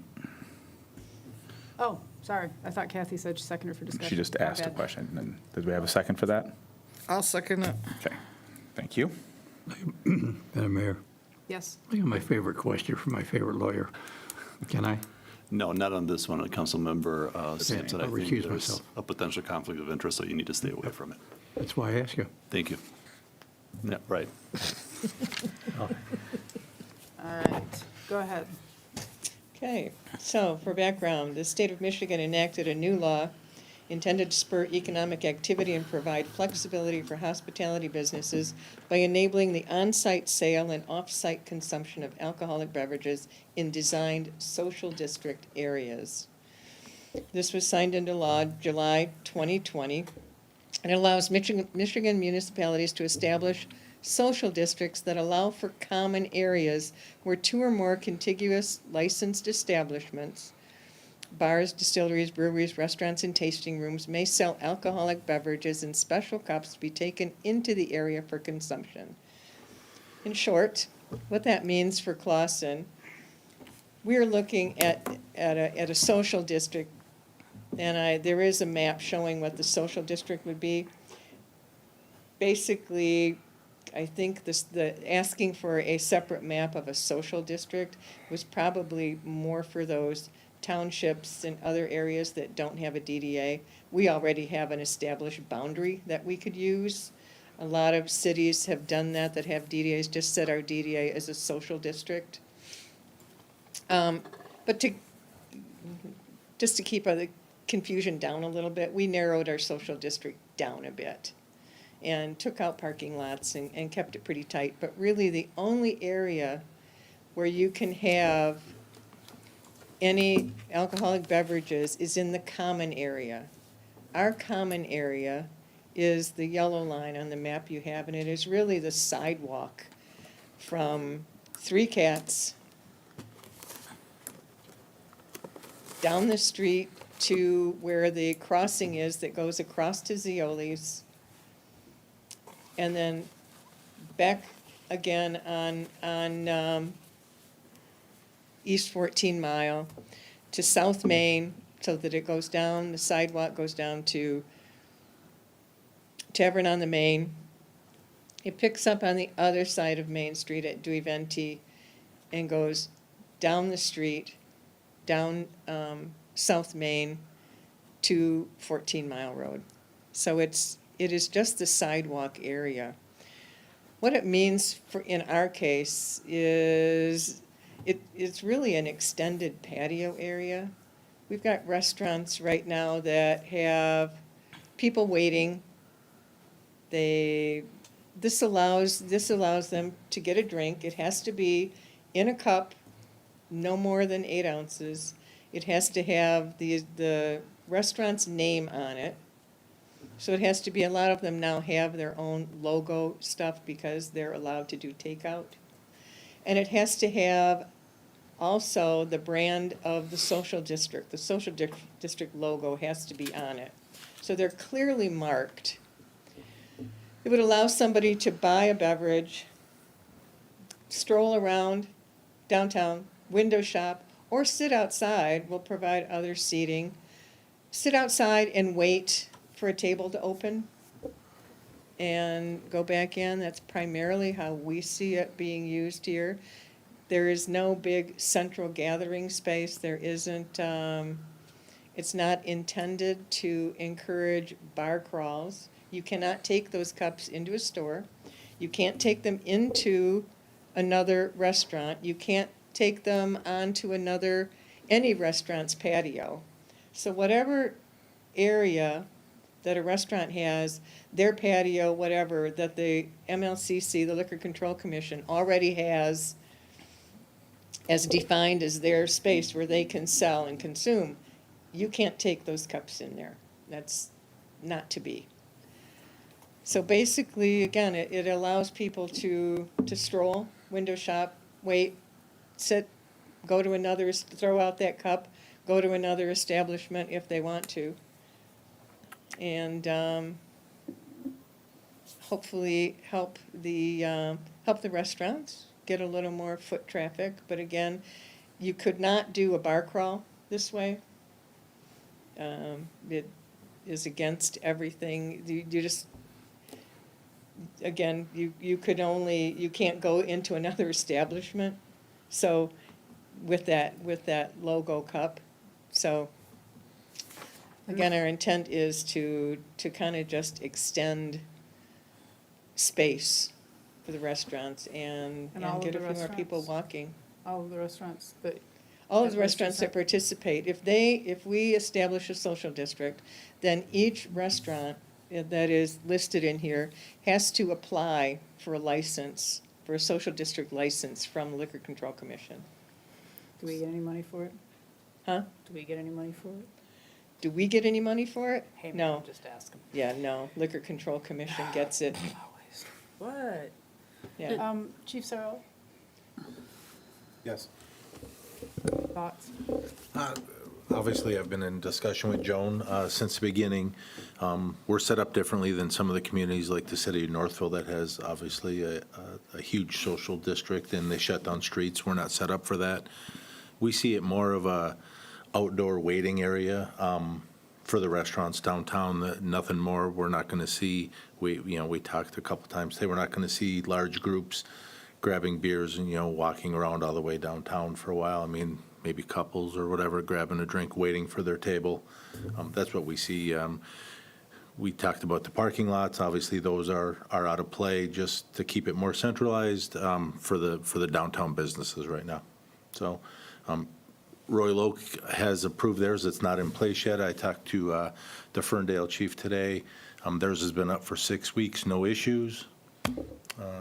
So you do not have concerns, you feel comfortable with the proposal? Yeah, I mean, it's worth a try. We don't know. I don't foresee any issues coming from it, other than maybe people trying to leave the designated area, but I don't think the groups are going to be that large where it's going to be uncontrollable. And if issues come up, maybe we have to change the plans or address them as is. And we provide, we're going to have to provide a lot of trash receptacles. There's signage. There are a lot of things that the MLCC requires in order to, before they'll approve one. So all of that has to be in place. Lake Orion was the first one established in Oakland County. They're about our size and pretty much the same setup, right around the main intersection right in the downtown. There have been no issues at all. I'm also talked to a lot of other DDA directors in town. Farmington is another one. They do have a couple gathering spots where they have little events or a Thursday night something. But for the most part, it's like Lake Orion. It's grab something, stroll, kind of it. So I'm going to use it for instance, just because we have one later on. What would this mean for something like Cinema in the Streets? You would be able to sit on the sidewalk, Okay. but you couldn't go into the street. That's not part of the common area, and you can only go in the common area. Even if the street's closed, that's what Even I'm if the asking. street's Okay. closed. You can't go in a parking lot, you can only be in the common area, and again, everything will be clearly marked. So we just have sidewalk, and then we have that little portion of alley on 14 Mile, where Weiss will be. But that's it. We kept ours really tight. I just wondered if special events changed anything. but No, the answer's no, and you, There's something in there, right, Joan, about you can't do a special event or a liquor event and incorporate it. Yeah, no. Pub crawls just come and go, but a business couldn't do some sort of a special event and incorporate it into that. no, MLCC won't allow it. no. And if we did have our, what was that Halloween pub thing, that's totally different. It's Totally different. You wouldn't be, same as the rules of that. You of that, leave right, your yeah, place you on site and wouldn't you be don't walk using out social with it. district Right. cups. It would be Gotcha. totally different. That's something. Gotcha. This doesn't promote that. Right. So Woodpile is not part of the group? It could be. I had a little problem with Woodpile because of, they don't really have a patio, and they have all those tables outside. They're in the right-of-way, but they're not served by a server, so there's nobody watching that. So I would have no way of knowing. You would not be able to get a social district cup and go out there and sit on those tables, because that's not part of the area.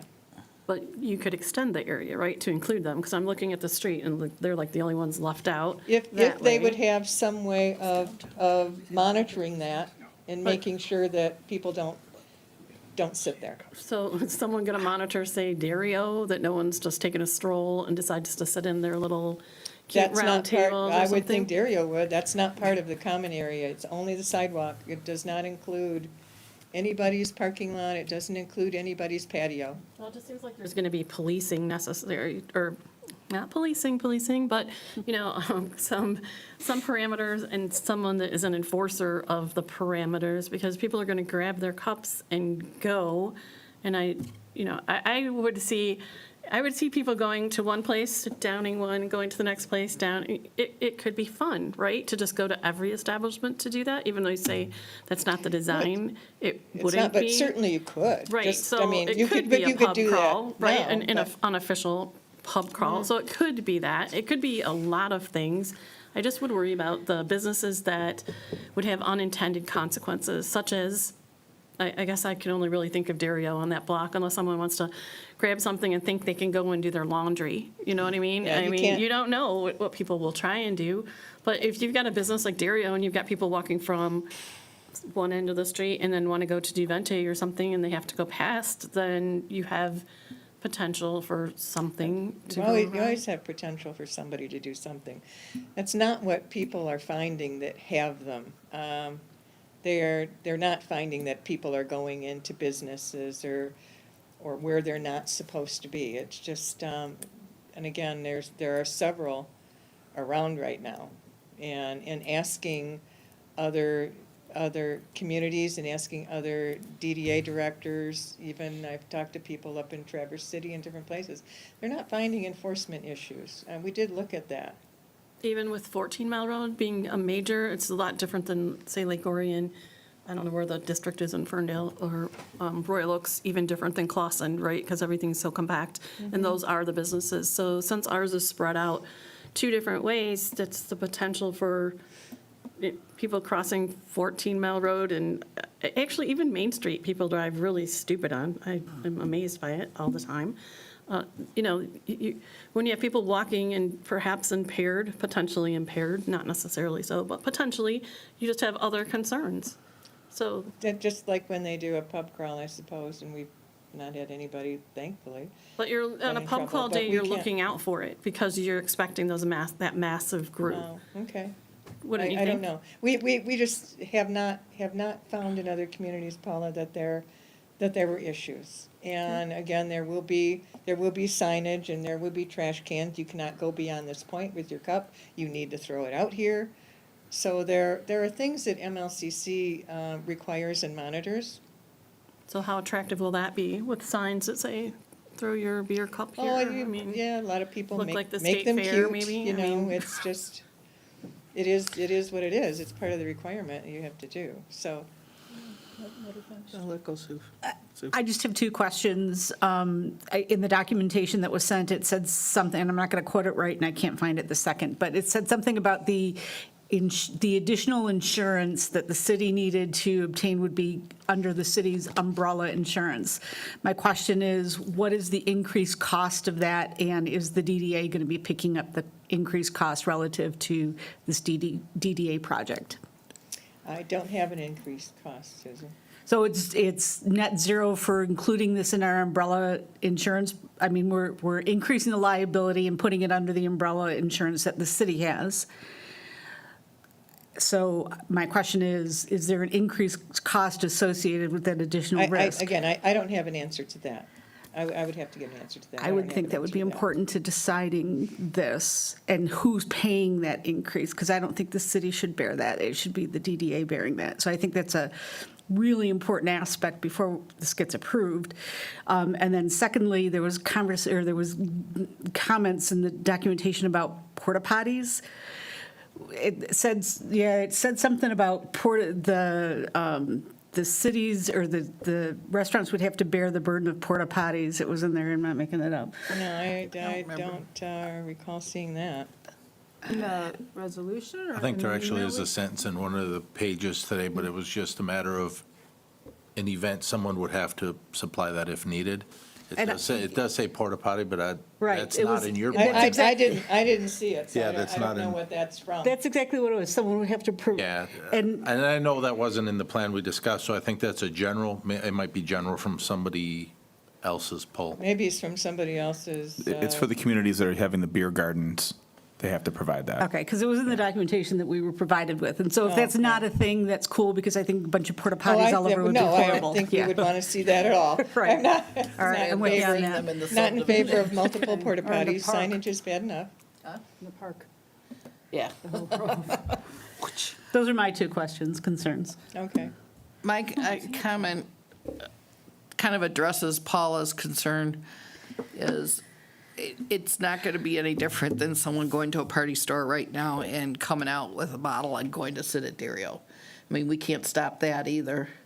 or, getting a can and going, sitting, on the bench, we can stop it if we catch it, but. It's illegal right Yeah, now. I know it's illegal, but I'm just saying, it's the same pretense, and if someone that's that kind of person and needs that is gonna do it no matter what our regulations are, so. Yeah, I just don't want a business that won't benefit in any way being penalized in any way, right? I Yeah. don't want someone to feel like they have to all of a sudden police their area, pick up cups off the ground, or, it's got to be bad enough emptying those garbage cans, Scott would know, with melted ice cream and stuff inside, and then add someone's, drink containers on top of it. That would just be, I don't know, a lot. And I was just trying to think what I get for the businesses, it's great. I understand it was brought up in COVID time to increase availability for people. It's not COVID time anymore. So, I always want to go, if it's COVID, let's do COVID. If it's not COVID, let's stop doing COVID and stop changing the rules for something that so long doesn't exist anymore. How long does this last? But I It wouldn't. can last for as long as you want it to. I talked to MLCC today. They have no intention at this time of rescinding this. Well, no, I'm asking. I mean, social districts. So, It'll start and never end. It's mid-October, it said, that We can't, it doesn't have to be. And actually, I was talking to Scott a little while ago. We would probably ask to amend that because we might want to do something, say have a couple burn barrels out on, the holidays in the winter and say, hey, you can walk down with your hot chocolate or your hot chocolate drink and come down here, but that, those are the only types of things we're looking at. But that timing was something that we put in there that I'm actually looking at asking to amend. It was a proposed. So could I just ask then for clarification of what we're doing today? We're not saying go for it, we're saying go ahead and make a proposal that we'll later vote on, because there seems like there's a lot of unanswered questions. You just said you didn't know if it was the May to October thing. Oh, no, the May to October, I put in there. Right. It doesn't have to be there. And I was gonna ask them to just change that after talking today. So that was just a wording change. Everything else was fine, but I don't know about the insurance, and I can certainly find that out. I personally think that's essential to Okay. approving it. So just to clarify, the motion is to, if we approve it, then you go ahead and you run with it, is the intention for We would today. apply to MLCC, and then they would make the determination. And we would have to meet all of their criteria. What are the criteria? Show where the signage is gonna be, what it's gonna look like, what the logo's gonna be, how we're gonna put that on cups, how many restaurants are going to sign up. So those are the things. Basically, we start with the map of the common area and the social district, and show that there's a plan, which is what this management plan is, although I will change the dates on that. So can you have multiple social districts? So let's say, No, only one social district, no Oh, okay. multiple, no. And the social district is, again, just an area that the common area is in. I can't, we did a separate social district rather than show the entire DDA, because I really thought that would kind of upset people to say, your entire DDA is a social district, when actually, again, I think that the reason MLCC asked for the two maps is there are a lot of communities that don't have a DDA, that don't have a defined border that they can call on. We did, but this way, we called on just a smaller social district map with the common area inside of but it. this common area encompasses all of your businesses that would apply, that would It want does. to It apply. does, Like, right. nothing's excluded. So if I think about it, Woodpile's excluded and probably Clausen Steakhouse, right? Oh, Those are well, probably the only there is two. absolutely no way that we could get Oh, no, a you couldn't social extend to district them. going Right, I get it. extending that far. Yeah, so I No. was saying, can you have more than one? Because it seems unfair to let them out of this little game where you can No, let because of the people way that outside. it has to be, where you have to have contiguous license holders, Mm-hmm. you can't just have one. can I ask a question about form on this? Because the resolution, or the, I'm sorry, the agenda says, resolution of support for establishing the social district be approved. Is it the resolution that was sent to us? That was, I yes. mean, it's a sample, and I know It it's was a not sample perfect. that was sent, But I yeah. guess what I'm asking. Yeah, it is. So the consideration that you have in the agenda is perhaps a little less artfully phrased than it ought to be, but the resolution is appropriate. Okay, so we would actually be approving this resolution, correcting for the fact we have a city council, not a city commission, those little minor things, but we would Yes. be. I think that would be appropriate. That would give Joan the ability to properly pursue it, if you so choose. Am I the one that did this so we could talk? So do I have to amend my motion to include the resolution I as think you just read, presented? and I don't know if it's me, and I'm hearing you very softly tonight, You're but. very far I away thi- from. Sorry. Yeah, Well, you. I mean, it's like, geez, I'm not, but.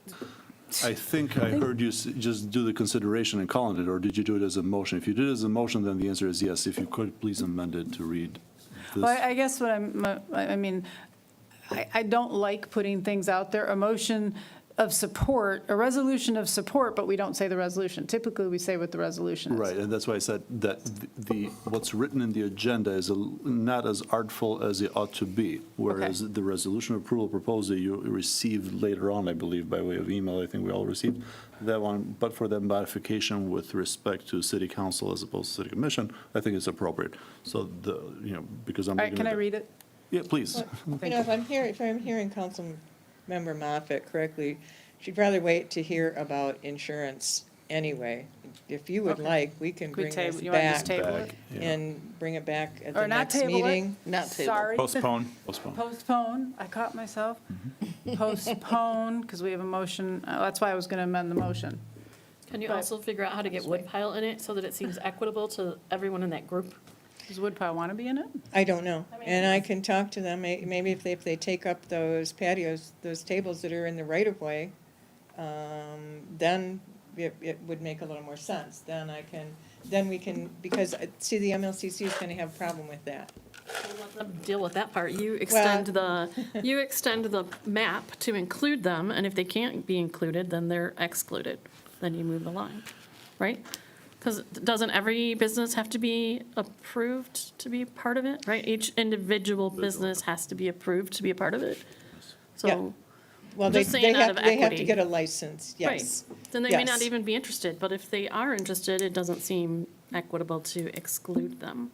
And this seems exclusionary. Well, I don't have a problem with it. Again, what we had difficulty with was their logistics. seating outdoors that is just in the right of way with nobody monitoring, you know? That was the issue that we saw was also gonna be a problem with the MLCC. But I can certainly talk to Woodpile, and I can bring that back next time, yeah. All right. I then- appreciate you offering to get the financial information also. I Oh, appreciate sure, that. sure. Is there anything else that you needed? We'll postpone that to which meeting? Next meeting? Next Have that meeting, by? yeah. We'll have it Okay. next So it was meeting. your motion, Madam Mayor, to bring it up for discussion. Do you want to amend that? Do you want to make motion to postpone and support from Councilman Phillips? That's what I was asking. I'm making a motion, that's why I was asking the date, to postpone this motion until the next council meeting, which, first meeting in August, let's say that. And I'll support that. You want No, I'm wait, sorry, no, second meeting in We have July. another meeting in Wow. July. Second meeting in July. That's why I'm Yes. trying to figure out the In date. 2 weeks. Second meeting in July, thank you. To postpone to the second meeting in July, and you're supporting, and then we can, by then, you know what, you'll clean up the Yeah, language, and so we'll read it into it then. right, right. And Okay. I'll change these dates. Is that, I mean, they were kind of arbitrary dates to put in there, but does anybody have a problem with the dates being changed? Again, I don't think we're gonna see the same thing. In fact, as it gets colder, less people anyway, so. Are you changing the dates to put the whole calendar year versus specific months, or what are you changing it to? I would like to, yeah. Again, if we wanted to do a special little, social hour, hey, it's really cold outside, but, come on and get your hot toddy and come over here, we're gonna have burned banners and maybe make some s'mores.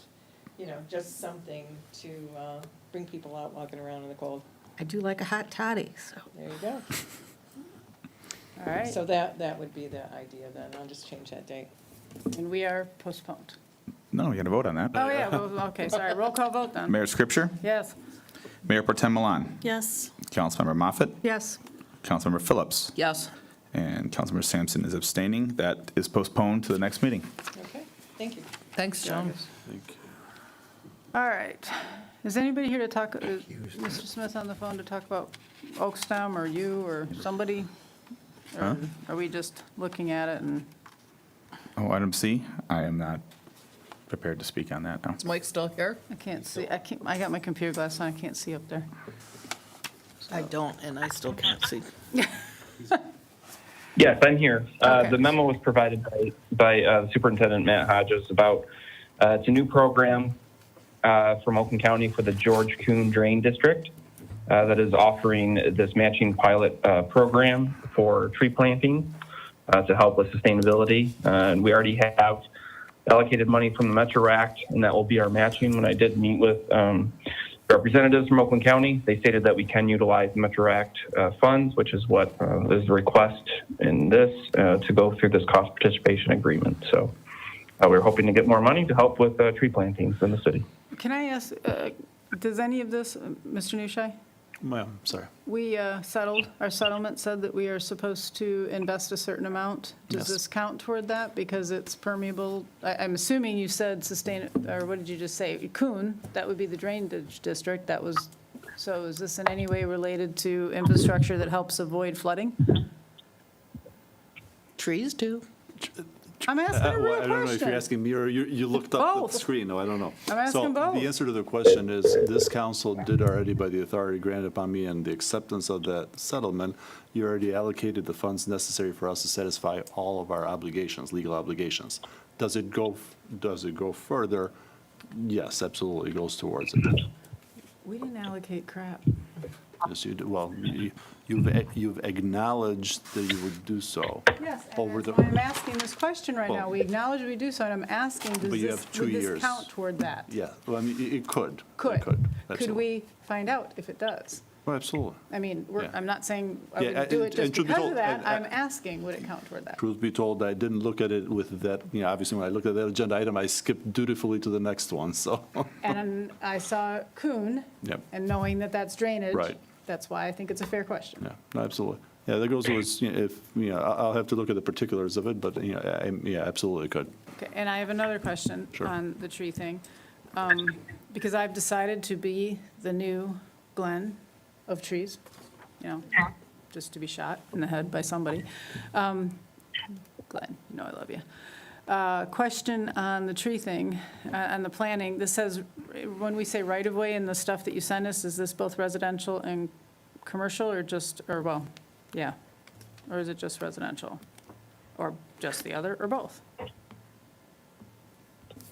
It's all, the entire city is the way I was presented to it. I'd have to ask Mac and get back to you tomorrow on what That's okay. what I his mean, I idea just- was. I thought it was, and there's a reason I'm asking, because every year, why am I echoing again? See, that's why it wasn't so close. Okay, are we done? Okay. I think it's because, No, that right. wasn't you, that was somebody on there. oh, okay. Every year, we plant trees. And, we get a tree allotment, the ways we do it, we plant Tree City, this is great, it's awesome, love trees. But every year, we rely on either the businesses, the residents, or something to make sure that that tree, because the first year, 2 years, it's extremely important to have it watered, and we lose several of those trees because, and it's just stupid to me that we spend the money on the tree, we lose the tree, and I'm going to give a good example. My neighbor, and I went and watered her tree as much as I could. My neighbor has multiple sclerosis. She can't be out there every day, to the extent watering tree, hauling the hose. So we tried to help water the tree, and it's not as good as mine, but not dead. We can't, human nature, we can say over and over again, it's your responsibility, you should do it. But if people aren't going to do it and we lose half the trees, and it costs $50,000 for trees, isn't it worth the extra few dollars to make sure that we have some city staff to get out there and make sure they're watered and not dead? That's my big issue with the trees. It's like we get them, we spend money on them, and a quarter of them or more die because of neglect. Because people just don't understand. I'm not even blaming the residents. They're not tree experts. They don't realize how much they have to be watered. So if we do stuff like this, how do we make sure I want to do this. I'm going to vote yes for it. Why wouldn't I? It's money in a grant, but at some point, and I know we have the sustainability committee and stuff like that, but at some point, we just keep throwing money away if we plant trees and they just die. So is that a conversation we could have? I'm sure Mr. Hodges, if he's watching, will probably send me a death threat later too. But whatevs. I'm asking Mr. Smith, not Mr. Newshy. Yes, that is a conversation that Matt and I have had we've talked about the bags that you can place around it and other type of situations. We can further go down that conversation. I suspect you'll hear the same from Glenn at some point, because he just will. Okay, anybody else have any? Well, you kind of skipped the motion part and went right to discussion, so But I just can we get a wanted to ask motion? I move the resolution for the Oak Stem 2021 Street Tree Enhancement Matching Grant Pilot Program Cost Participation Agreement between Oakland County and the City of Clausen be approved. I'll second that. Well, you would take the easy one on that one. Gotta read this. I started, she jumped in. She did good. All right, any other questions on that, other than?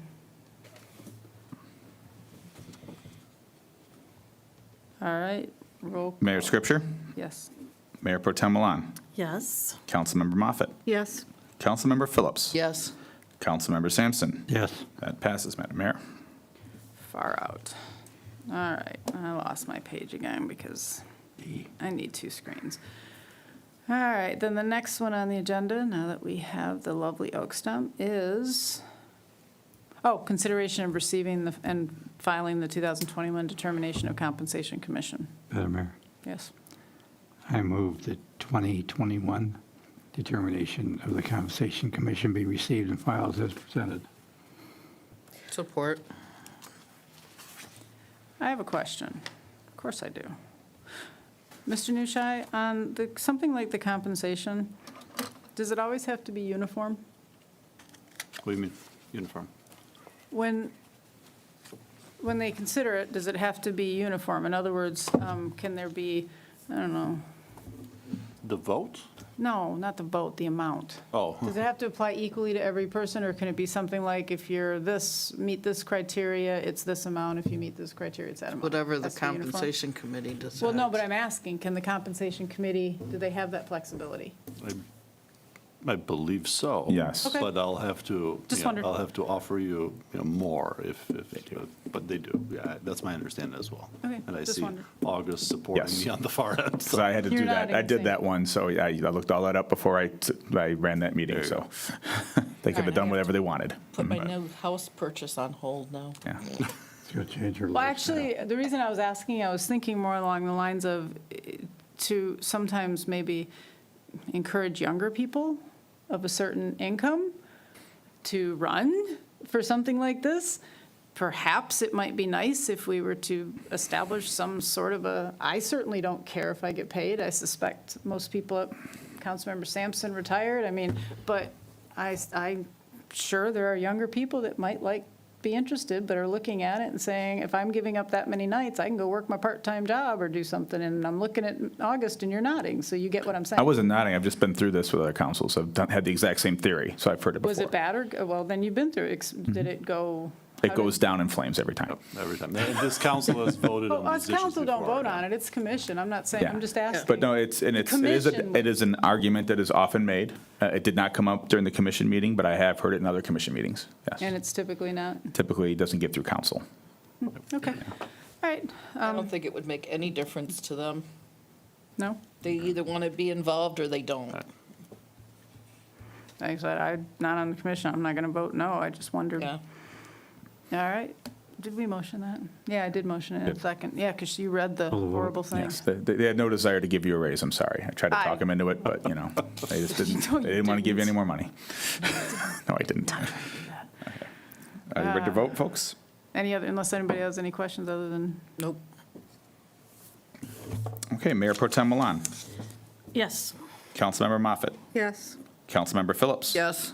Councilmember Sampson. Yes. Mayor Scripture. yes. It passes, accepted. Pass it, accepted. Well, you accepted their, Oh, Yeah. yes, sorry. passes, accepted. Yeah, gotcha. Didn't mean to confuse you, sorry. That's okay. I just thought you meant we had an exception. No, All right. My apologies. Then the next one is, oh, yeah. Resolution seeking authority to initiate legal proceedings for 446 Gardner to remediate and/or demolish the property. So, anybody want to move that, or do you want me to move it and read it? Mayor, I move the resolution seeking authority to initiate legal proceedings pursuant to our adopted code of ordinances and related statutes of the state of Michigan in order to remediate and/or demolish the property located at 446 Gardner. I second. Do you want to speak to that at all, Mr. Newshire?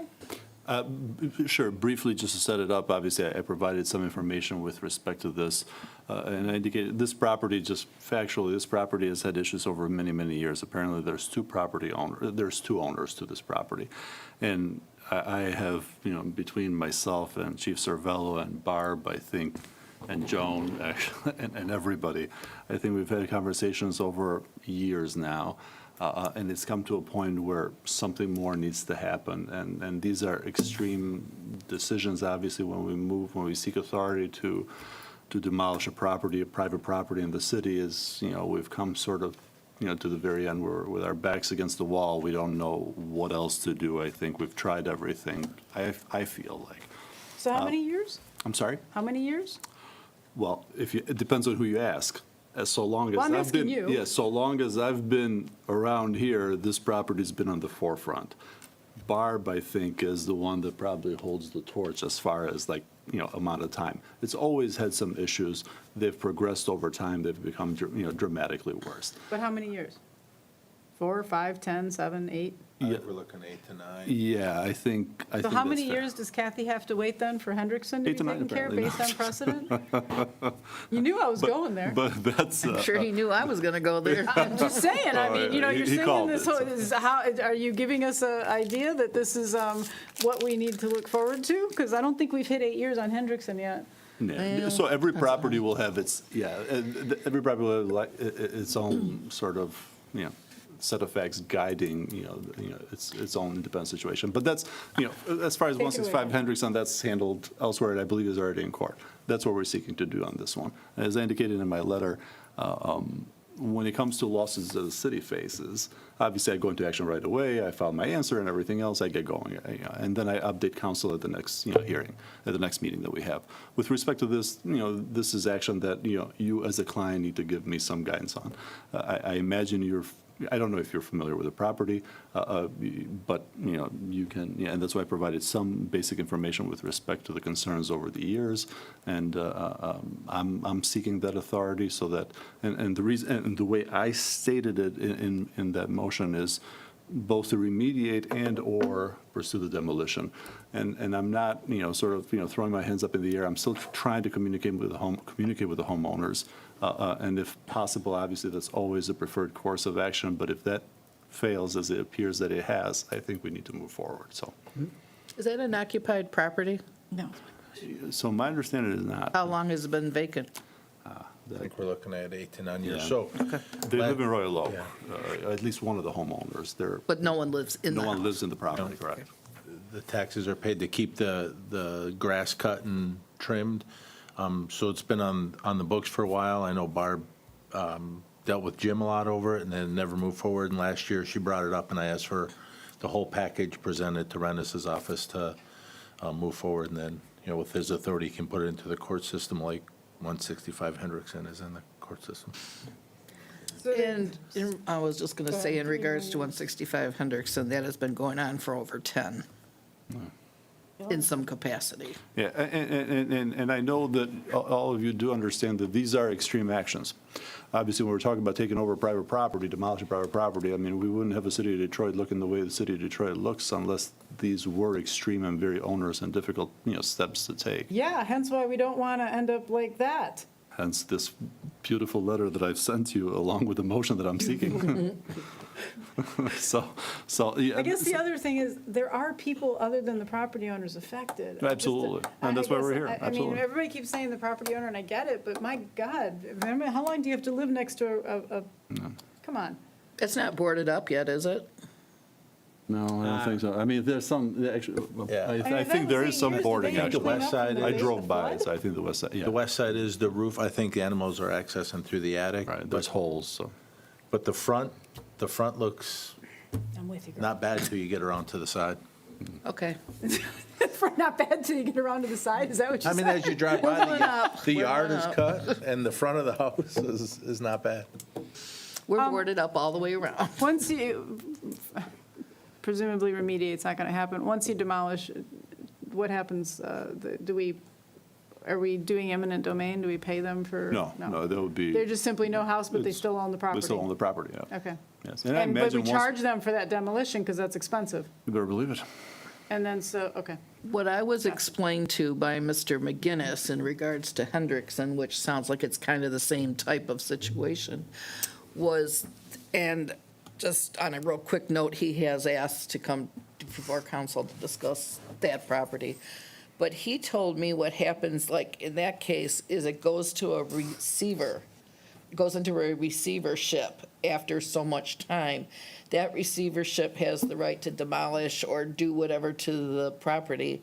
And then they sell the property, and then the proceeds after the demolition has taken place or the remediation, whatever it is, has taken place, and all the bills that have been paid for like grass cuttings and back taxes and water bills and stuff like that, anything left over goes to the owner of the actual property. Yeah, that's one of the paths. That's definitely one of the Yeah. paths. There's quite a few different ways that you could proceed, obviously, depending on what response we get from the homeowners, the property owners, but that's certainly one of the paths. Who's the receiver? It's appointed by the Point- court. Point of, okay. Yeah, and every judge, depending on who we land in Oakland Circuit, may have, usually each of them have their sensibilities when it comes to this and their own processes for these. So that's why I say there's a few different paths that can play out. So when do we think this might finally be resolved based on your recommendation we take these steps? Yeah, I'm an attorney, not a magician. We don't- It may take, so, okay, I'll give you worst case scenario, 2 years. Okay. You were close. All right, anybody else have any questions, comments, concerns? All right, Thank you. roll call, please. Councilmember Moffett? Yes. Councilmember Phillips? Yes. Councilmember Sampson? Yes. Mayor Scripture? Yes. Mayor Pro Tem Milan? Yes. You are instructed forthwith. Thank you. Thank you all. You have. I use that word as much as I can. Yes, you do. Do we owe All you any right. money for the big words? No. No more money for big words. No, just his big words. Next, in consideration of setting a workshop to discuss the the general operating millage, and I'm going to, oh, did I hear something? Sorry. That was me. Do you hear me? Yeah. Yep. Oh, yeah, I mean, I don't know if you need to have the motion first or if we need to discuss dates, but we know this is about the one that's expiring after this year. That we need to have that discussion as Kelly and I mentioned during millage rate workshop and all the budget, that we need to have direction from you as to what you want to do and have an actual workshop to discuss all the different scenarios involved with it. Actually, in answer, or the response to what you're going to say, that's exactly what I was going to do, is say, could I get a date proposed so I could include it in the motion? So yes, you were going where I was going. Yep, so, I How mean, about Friday we have the morning 13th. at like 9? I support that. I can't do Friday morning. Friday, no. Sorry. You said morning. That's the only morning I can't do. The dates that Kelly and I discussed, the July 13th, 14th, 21st, 27th, or 28th. Those are dates that work within our schedule. I don't know if that is, we do have one other council meeting this month, July 20th. And of course, we're up against the deadline if you want to add anything additional to the ballot. You said those very fast, Mr. Smith. Can you say those again? July 13th, 128. 14th, 21st, 27th, or 28th.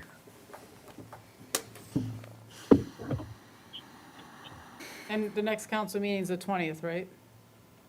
Correct. All right. So the 13th or 14th? 13th is Planning Commission, and they'll be in chambers, right? Oh, that's correct, yes. Forgot about that, yeah. That's So 13th okay. and 27th would be out then. My question, you said workshop. If it's a special meeting, can we vote on it in the meeting? Correct. That is, I guess that is the other option, is if you want to do a workshop, or yes, if you want actual action, then yes, it would have to be that you're establishing a special meeting, correct? Okay, so if we're going to do a special meeting, we would more likely want chambers. If we were doing a workshop, we could be fine in the other room. That's correct. If we do the workshop and vote by the 20th, does that give you sufficient time?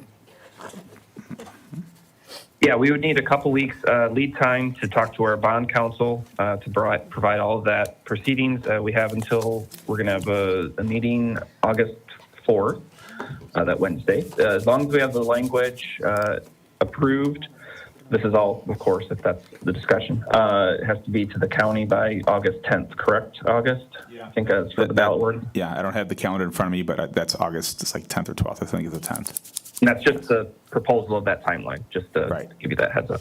The proposal deadline's different than the candidate deadline. Don't get those confused. Right, yeah, I got that. He was, so, why the bond? What does this have to do with the bond? You said you had to talk to. Because they would be the ones that would provide the language for us, as they've always done in the past. Oh, I thought Council. that was, Since this guy it's the down here. millage, since it's Specific. no, Gotcha, since it's actually millage language. Okay, all right, now I understand. You just confused me when you went bond, and I'm like, wait, what bond? Okay, so if we make it a workshop, we could use the other room. I'm actually speaking to Ken right now, because he would have to, come on out, Ken. Can you do both? Yes. What was the question? I just want to know, can you do both on the 13th? 2 meetings in this building on the 13th?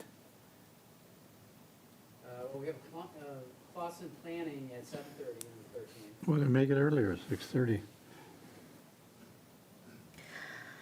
That limits us to the discussion then.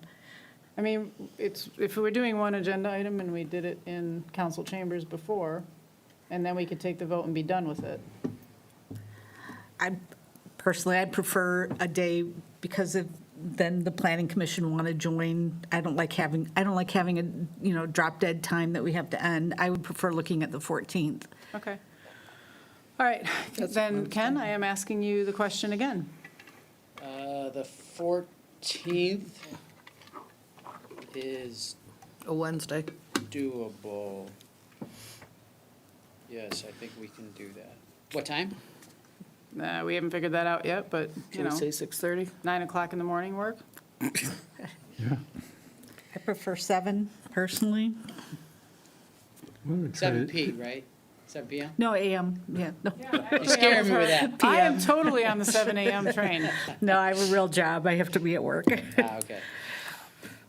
Let's do it as early as possible so our staff don't have to stay here late. Why am I writing AM? But yes, in answer to your question, Wednesday, or my question, Wednesday works. Yes. That's doable, okay, thank you. Yes. All right. Okay, so 14th workshop, all right, in that case, I'm going to go ahead and make a motion now that I have a date.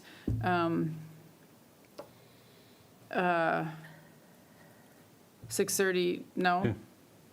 Yes? Yes. I'm getting nods. I won't be here at 6:30, but you can start without me. I'm fine with that.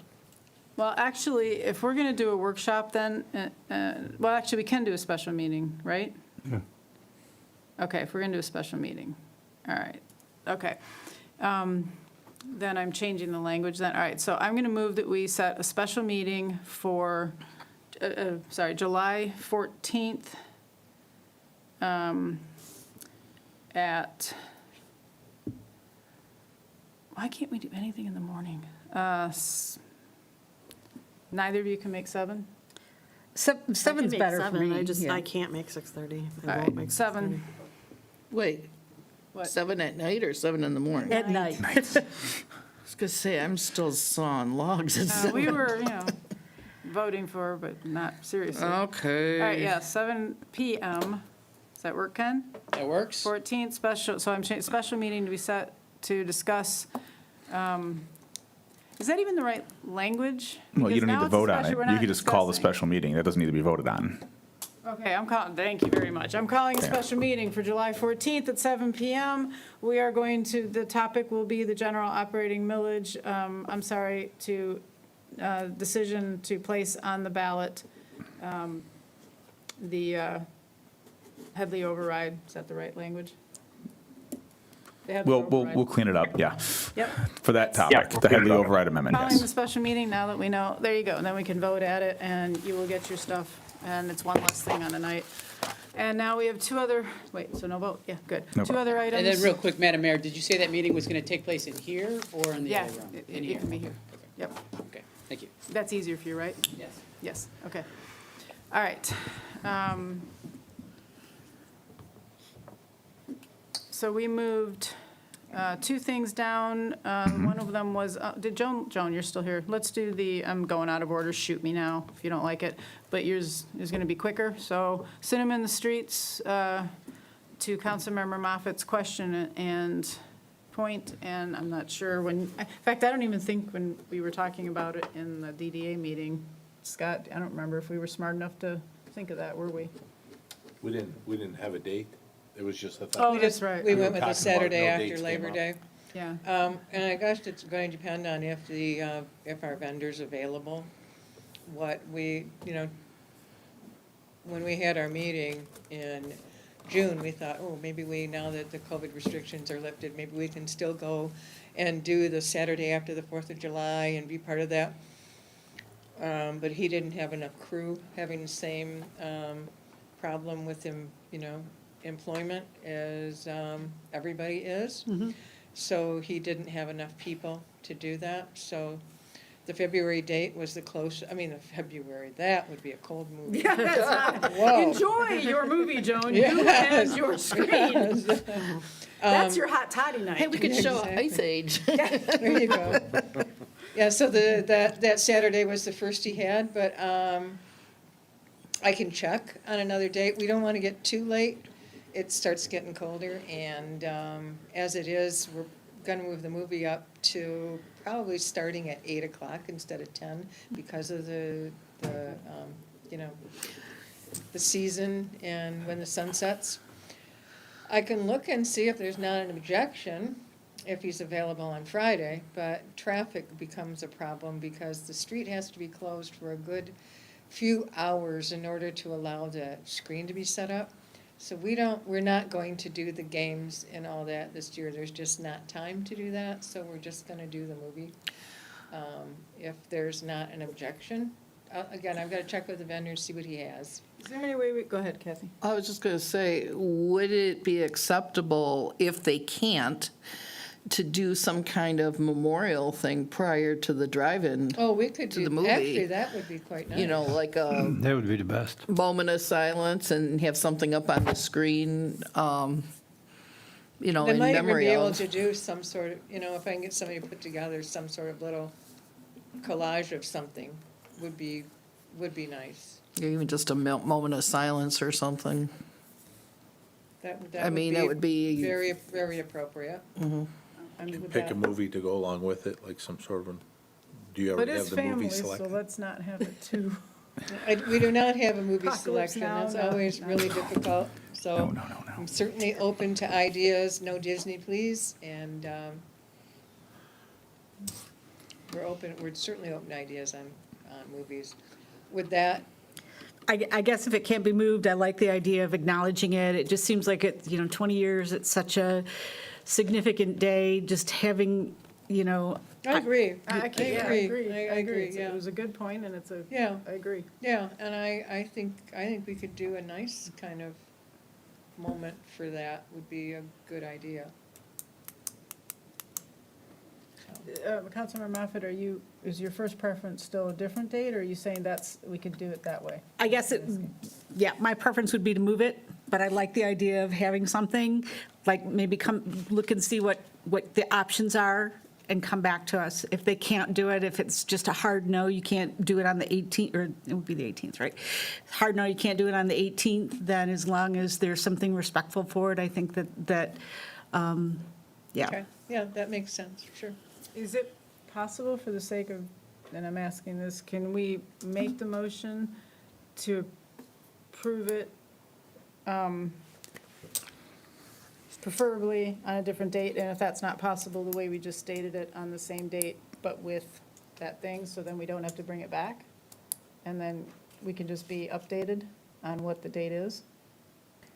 You would have to do it, because it has to be an affirmative, obviously definitive motion. You can't do if then Can't kind be of if, motion. okay, all right, so we'll just have to wait, bring it back. I'll be here in 2 weeks. Okay, yes, you will.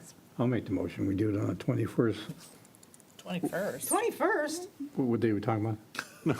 They got to see what's available for the vendor. I mean, she's that's gotta the see what's deciding available. Yeah, factor, yeah. is No, the screen's leave her available. date Oh, it was the 11th, Lou. 11th. Leave it- That's leave the it the whole point, 11th. September 11th, or, yeah, and 9/11. have a memorial in the beginning, some type of memorial. If not, she's going to have to go around trying to plan it. So I'll make that motion. We do it on the 11th was a memorial. Service. Yeah, some kind of memorial service. Actually, having a city memorial and moment for it is not a, Yeah. An idea anyhow. kind of not a bad idea, since we don't do anything, and it is 20 years, and it is kind of slipping away. I'll second that. I think there's value I to don't know both. if you've got some thoughts on that. Open to hear what you, I guess I'd also, what it should be.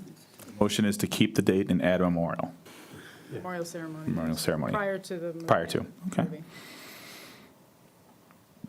Gives everybody a way to be reminded of what that day is. Who are we gonna get to do a thing? Who's gonna help do a collage or a? Boy Bill speak? Scouts, Oh. American Legion, I was thinking of Boy firefighters, there's all Scouts, kinds yeah. of Okay. choices. Oh, that actually might make for quite a, Yeah.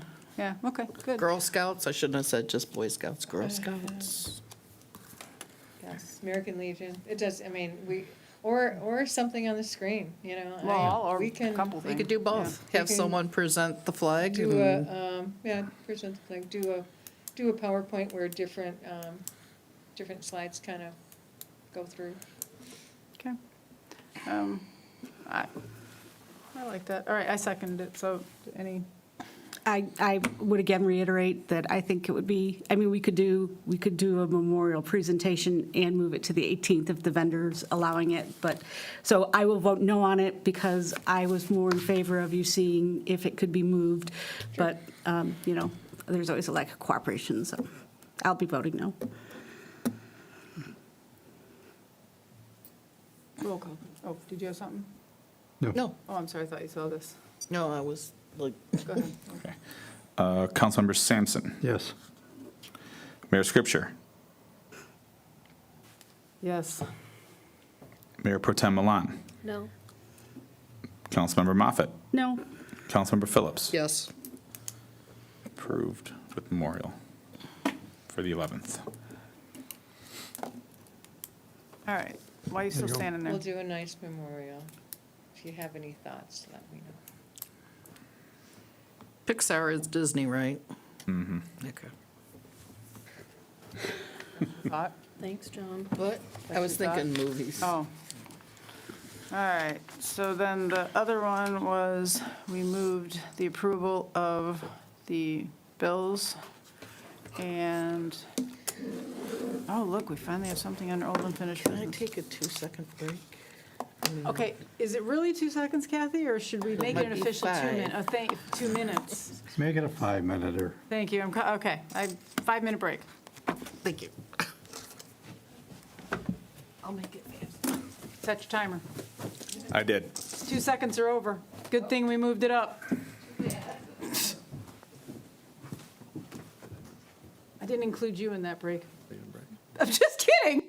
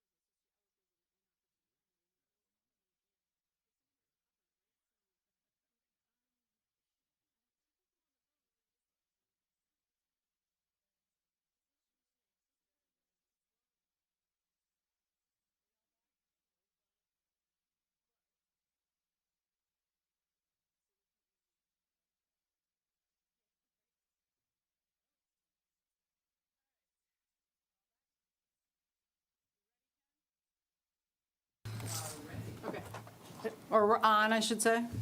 Is our audience ready? All right. When do they catch up? Okay, next, so we moved the bills off the consent agenda. I know I have a issue, and unfortunately, I would have preferred not to have to bring it up or discuss it, but obviously without Mr. Smith here, but broke his foot, what are we gonna do? Can't wait, gonna do it.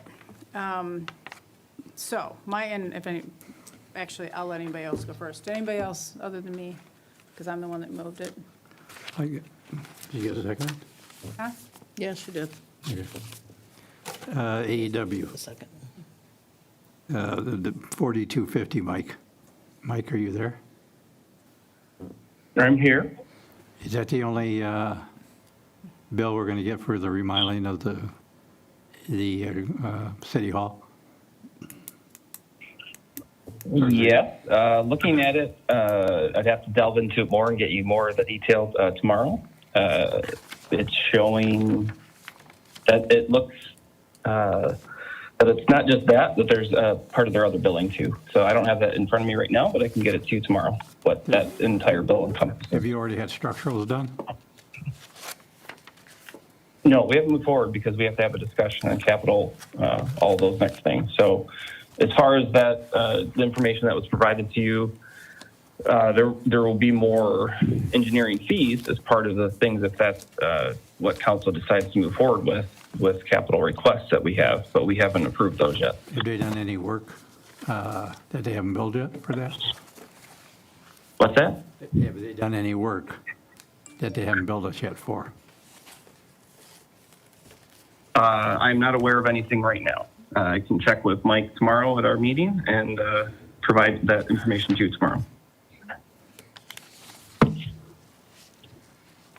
I guess we have to wait till tomorrow. Anything else? Mr. Newshire, your comment about we can't ask for an RFP for AEW. Well, that's under the next thing, under unfinished business on the postponed. Oh, we still got to postpone? Yes, Yes. it's coming up next, sir, It's coming up next. Oh, never mind, I'll ask it in 5 minutes. or less. All right. That's it? Yeah, right now. All right. So on the bills, which now I should have got to while I was waiting. On the bills, we have a bill from the Great Lakes Water Authority for IWC charges. And I have asked multiple times, what? What does IWC stand for? I'm sorry, industrial waste charges. Thank you. There we go. I have asked multiple times in multiple ways for breakdowns of how we calculate our water billing, sewage billing, the whole package. I've been told over and given the same answer over and over again, which is not an answer. It does not break it down. It does not say it. So I am going to share with the rest of council and the community what the issue is, or at least one of the issues and problems.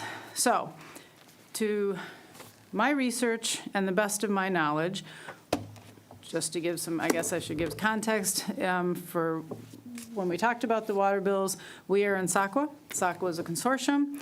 We purchase our water from the Great Lakes Water Authority.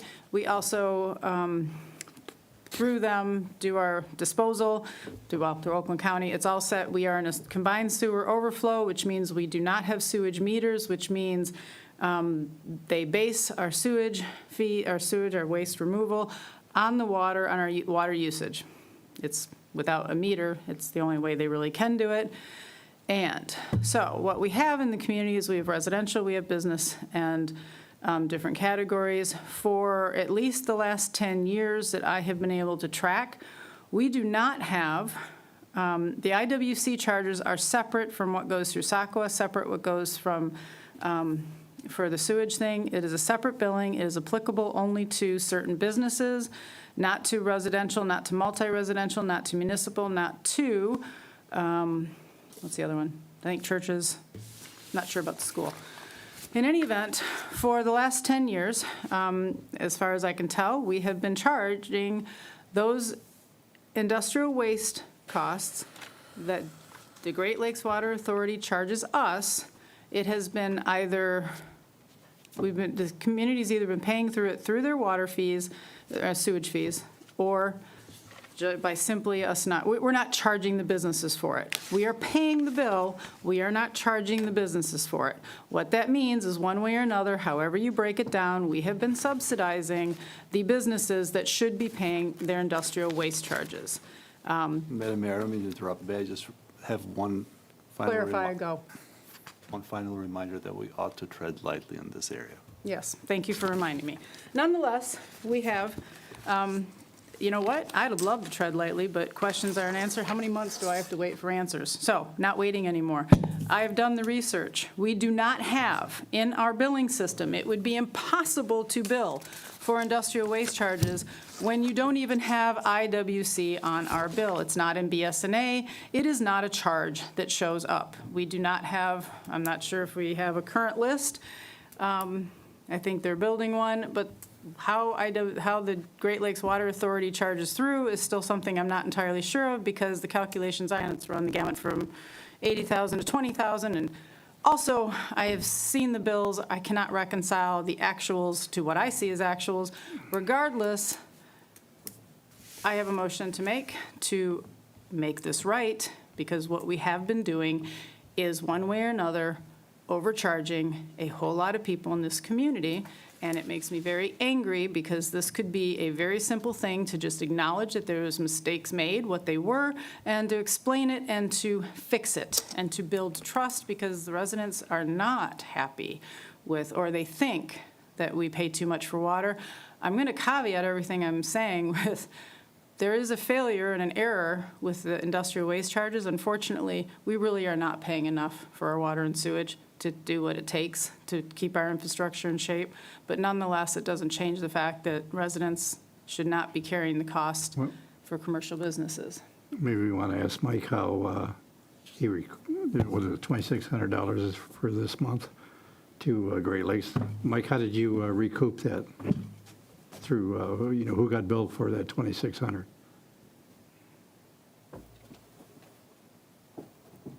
I will have to get back to you tomorrow as it runs through Kelly and Stacy. So we'll get that to you. The charges Nobody got billed with the for it. numbers. All right, I have a What's that? motion to make, and my motion is for the city attorney and the city manager to review the Great Lakes Water Authority's industrial waste billing from fiscal year 2009-10 through fiscal year 2020-21 to determine the amount and allocation of industrial waste charges to those residents and entities that were not responsible for those costs, and to provide that information to council with a plan for remediation by the first meeting in August. I'll support that. Thank you. It is, Can you read been it? asking for this. No, I for cannot read months. it back. Yeah, Madam Mayor, could you I'm read sorry. that motion one more time? I cannot read it back. Okay, you got it. Would you like me to read it for you again? You don't have to read it for me, I just have to get a copy from you afterwards. I'm I will read it Rennis again. wants not going to Yeah, freehand that one. My motion was for the city attorney. Thank you. Did you want me? If you And don't city mind. manager Yes. to review the Great Lakes Water Authorities, assuming I got that name right, industrial waste billing or charges, IWC, from fiscal year 2009-10 through fiscal year 2020-21 to determine the amount and allocation of industrial waste charges to those residents and entities that were not responsible for those costs, and to provide the information to council with a plan for remediation by the first meeting in August. Thank you. Is that date okay? Thank you. Yes, that's fine. I had a second. Does anybody want to ask me any questions about that, since I apparently am the one that did the research? No, the only question I'd have is if they could show us how they've been billing it out. And obviously, we haven't been billing it out, so the general fund's been taking a hit, so. Madam Mayor, if I may, so, as I hear the motion, I think that's, it calls for us to bring you back information. So I think that's perfectly appropriate. So if council, decides to go that way. So I don't know if that addresses your question, Councilmember Sampson, but I think, that's fine. So I'll get with the. As long as we dig into it, because we've been asking questions and none never got dug into. No, I so appreciate it. And that's why I wanted to hear it again. So thank you. That's fine. I would have to guess. Call the vote. I have a question about the term remediation. Suggests that there's something wrong. Right. And so I think that that's So as I hear it, Councilmember Moffett, I think as I interpret it based on the reading, and I'll do what August is going to do, which is I'm going to read it again at the end of it. But, I think that implies this of necessity if there's a problem. I think it should be explicit. But Did you just finish your answer? I didn't even hear what you said. I hope I. he was saying that it implies if There's a there's something problem. determined, then remediation, you which is do- not exactly what your motion says. It just says investigate and suggest remediation. So, No, but I think, but to answer your question, okay, so I think, she's correct. Maybe I did not answer your question. My understanding of it would be then, unless we find something wrong, there'll be nothing to remediate, is my point. right. I just, the way it's worded suggests that there is something wrong. That's because there is. So are you saying that that the water and sewer rates that we provide are not fair or equitable rates? I'm saying that for the last at least 11 years, there are charges that the city has been paying that should have been passed on directly to certain businesses, and instead of passing those costs to the businesses that incurred them, they pass them on to all of the residents and those who were not required to pay them. So how did you get this information? I researched, I read, I asked questions, and I've known this for a while, and I keep trying to get answers. And so it's not that hard if you just look at what we do. Look at your water bill. Go ask any, Councilmember Sampson, do you have industrial waste charges on your restaurant bill? No. Have you ever? No. Okay. There's one answer. Not I'm that not hard. being, I'm not like And I trying to know cause that trouble. doing I'm this just could curious, cost me like, money. why do you think there's an issue? But it Why ain't do fair you to you. know It ain't there's fair an to me at my issue? home. And I'm looking at an email right here. Well, I just lost it. I have an email here of the back and forth between you and Kelly and Mike, our finance director, and our city manager regarding, the improper, the insistence of their inability to state to you exactly what you want to hear in regards to this. And I would say probably all of you are exasperated at this point. It's not one-sided, right? So I'm always just concerned how there's this information that's just wrong. And I'm a very trusting person. I trust what people give me unless I see something that's just wrong. You always have something that we're going to go after, and sometimes it's been proven true, and sometimes it's not been proven true. Madam Mayor, point of So- order, could get back to the It's all right. subject and It's not okay. what she likes or Mr. don't like Sampson, about. I know you're not a You- fan of mine, and I don't even care. I take not that as one talking- of my greatest badges that you do not like me. That's good. But when I'm I talking. just want to hear the rest of your Shut question. up. Just, please. Just please. shut up. I just want to hear the rest of your question, because you were asking me a question, right? Yeah, my question is, how does that always happen? Like, how is there always something, and why does no one else ever know anything? I'm just Does her curious. homework. I spend hours asking questions, reading, going back over. It's one of the reasons I'm not thrilled with the minutes, because I don't want to have to watch meetings. I like to be able to read the minutes. I spend time looking at those things. I read and listen to podcasts on municipal things. I am, and everybody, for some reason, there's been comments left and right about other people being professionals. I am. I'm an investigator. I audit municipalities. It's what I do. Okay. I am an accountant myself. I have taxation master's certificate. I have degree in accounting. I have been an auditor for 16 years. I, too, am a professional, and I know how to do cost accounting. I've asked these questions. I know there's wrong numbers in here because I simply know my job. I don't know a darn thing. I know nothing about engineering. I couldn't tell you anything, but I'm sure someone else could tell you the concrete stuff and go on and say, no, this is wrong, because that's what I know. I know how to look at things and say, this doesn't add up. And there's a lot of things that don't add up, and some of them don't have to be nearly the big deal that they seem to be. It's just, when someone cannot provide me with a breakdown and an explanation, that makes no sense. There should be backup worksheets, explanations for these things.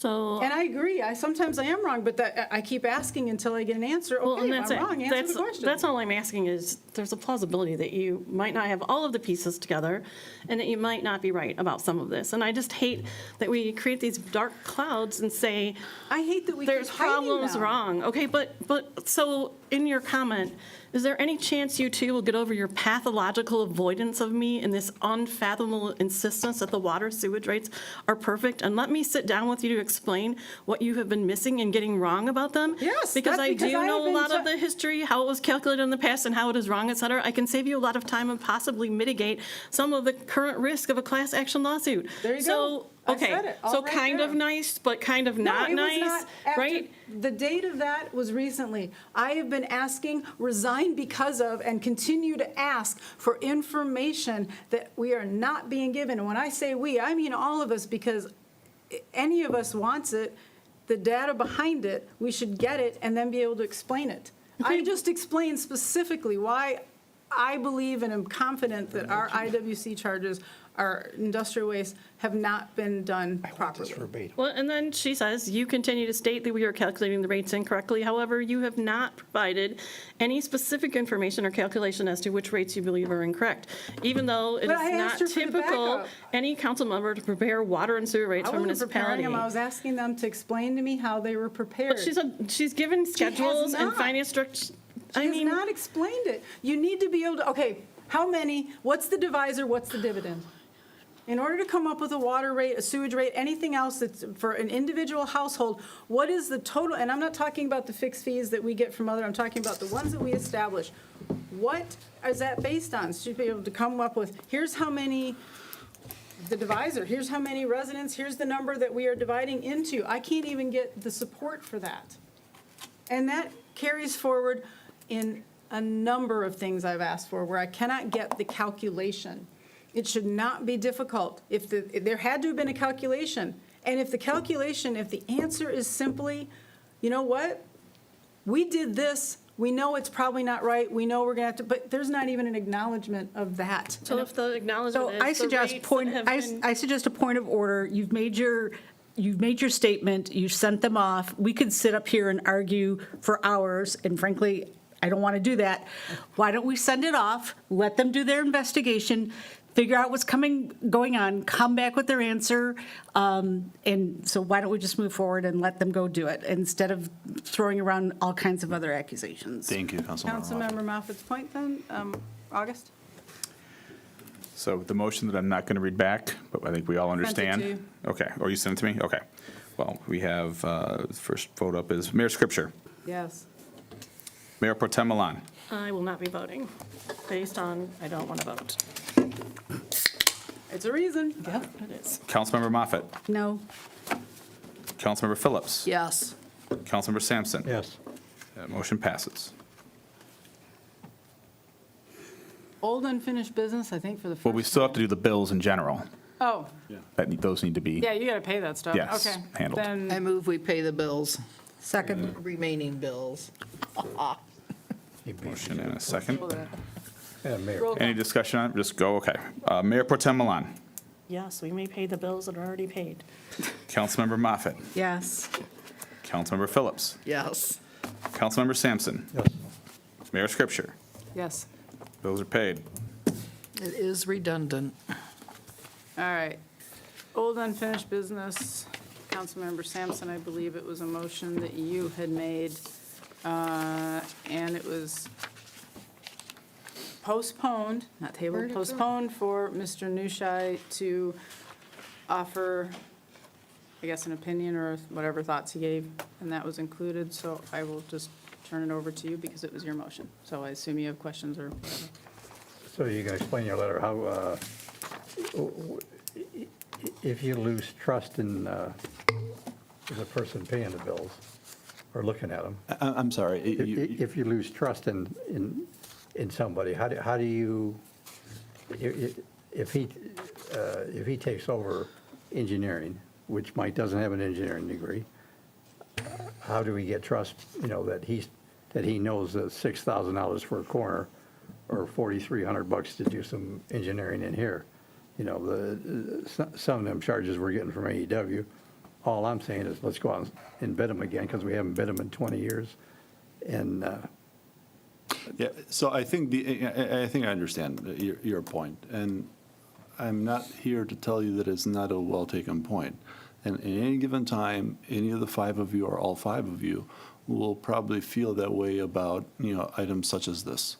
Today may be engineering, tomorrow may be something else. there's a motion right now on the table Well, with a second. and my, the essence of my letter is the following, that engineering is properly under the jurisdiction of the city manager. There is some, which means that, that motion will be, our legal term of art is fiat, will be empty, right? It would be one without force of law. Now, my opinion on the matter as an attorney, I'm neither judge nor jury. The five of you, by a majority vote, may still decide to do whatever motion you make. But in my humble opinion, there will be a void motion. It has no force of law per se in it. Now, there's a role, as I indicated in my letter, for council with respect to any of these matters. And the proper role of council is limited to the finances, right, as is your overall authority over the finances of the city. With respect to engineering, and to address your point specifically, at the time when you have such an issue, you bring that issue to the city manager, to your various appointees, whomever may be appropriately looking at it, but engineering being specifically under his determination, under his authority. When you And- say appointees, do you mean whoever he delegates that to, like a department head? Correct. You don't mean appointee like? No, not the four, not the other Okay. four, I'm sorry, you're right. No, I'm So just asking. I think that's I think that's the appropriate way to handle it. I understand your point, I'm not unsympathetic to it, like I indicated, but, Can I ask a question, though, about your letter? sure. Because this part I'm unclear on. Well, two things. So the limit, you had in there the $1,000 limit. And the language that you put in there, in fact, I went to our city webpage, which it even states, there's above this would be an RFP, and I'm not disputing the first point that you made, but above this amount would be an RFP, and then below this amount, it described in the ordinance that would be, and honestly, the language is rather confusing, must have been written by Kingsoft, would be, I'm taking it to mean that would be a more informal process of saying, okay, we don't have to go out for an RFP, and it says it should be in writing, and it should be, or document or something like that, but I guess I'm assuming that means informal, even if it's like, yeah, I went on Amazon. I got 3 quotes. Amazon, I got 3 kind of quotes, not full-on RFPs, Correct. not even, but just 3 general ideas of what Under this the would monetary cost. amount, I think 5,000, whatever is the city manager. Well, and that's my other question, because I know, I do remember, I know at some point it was voted on to raise that to 5,000, but again, because of please find a new system, August. It's so difficult to search through minutes and Oh. find. I Did think you you're ever- referring to my 1,000 here. I'm probably, because I copied and pasted from Municode just to give you the Right, reference right, and to I'm that. not disputing, I'm saying, but somewhere out there, I do believe there was something There is. passed at one point that It's the says 5,000. I don't know where $5,000, the heck it is or what it even says, Yeah, I guess the reason. but that was a resolution, not an Right. ordinance. I didn't dwell on that here because, No, that's fine. I'm just this asking. contract would by definition be higher than that. I just want to make sure I'm understanding Yeah, it correctly. absolutely. Okay. You're But correct. that's a resolution, not an ordinance, that at some point was passed. And then I guess my question then, though, is, so that, there's 2 different ways it has to be done. If it's over this amount, then RFP, and if it's under an informal or more informal Then he quote make, thing. and more informal, yeah. But that's not, again, that's away from council nonetheless, even the RFP. The RFP for an engineering service will be triggered by the city manager, right? Yeah, I'm not arguing that. I get what you're saying. I'm trying to figure out, I'm not clear on when your point about the finance, because I agree, of course, the money is under, but when does that kick in? Anytime, I suppose. Any of you, if you have issues, if the issue, and I don't sit here and obviously monitor AEW bills, that's not what I do. So, if there is a problem and you notice a problem, any of you can, as, you've done tonight, bring it to the attention of the city manager, bring it forth. So if we had a $4,600 thing, the way I'm reading what you wrote and what's in the ordinance is we should be able, any of us should be able to say, okay, Mr. Smith, can you please give us an idea then of what other 3 architectural firms or 2 or whatever, who did you contact to say, I'm trying to understand. You brought the example, that's the example that you brought up earlier, so I'm literally trying to understand. Is that what we would say? How did you, did you go out and seek it? I What? think the way I would envision this particular portion of it is not, because you're nonetheless, you're not given, in our form of government, weak council, strong city manager form, he would have the authority to trigger that. There's no roundabout way for council to accomplish that. When we talk about finances, there's a separate issue. If we see problems with finances, if the problem is simply you're billing, these guys are billing us too much compared to somebody else, you bring it to the attention of the city managers. Have you Okay. ever considered this, Okay. dear city Okay. manager? And that's perfectly within your authority to do, and to question him every time, and to and this is gentle, but to gently push him in the direction on account of the finances portion. But that's not a roundabout Well, and I'll way use of. another example. Sure. I know that Chief Sarvello several times has come and said, this has come up, and we're looking to purchase this, but he said, and we've, checked out different prices, and this is, I know what's happened. I know Matt Hodges has come in front of us and said similar to this. We have this whatever, and we called around, and this is still the best. So I know that that's typically what happens. And so it's just, what you're saying is it's perfectly reasonable to say then, is this a reasonable cost, or can you demonstrate, I or think so. what did we do to research this? Nothing wrong or- with asking the question in that regard, absolutely. Okay, and then I guess I have one other question about that then. When do we get to ask the question, if you get an architectural thing or any stuff, it eventually gets incorporated into a capital expense. It's part of the capital expenditure, right? Or when you capitalize something, it includes going out your architectural drawings, all the stuff that goes into it. That's accounting, capitalize into it. Not legal. Huh?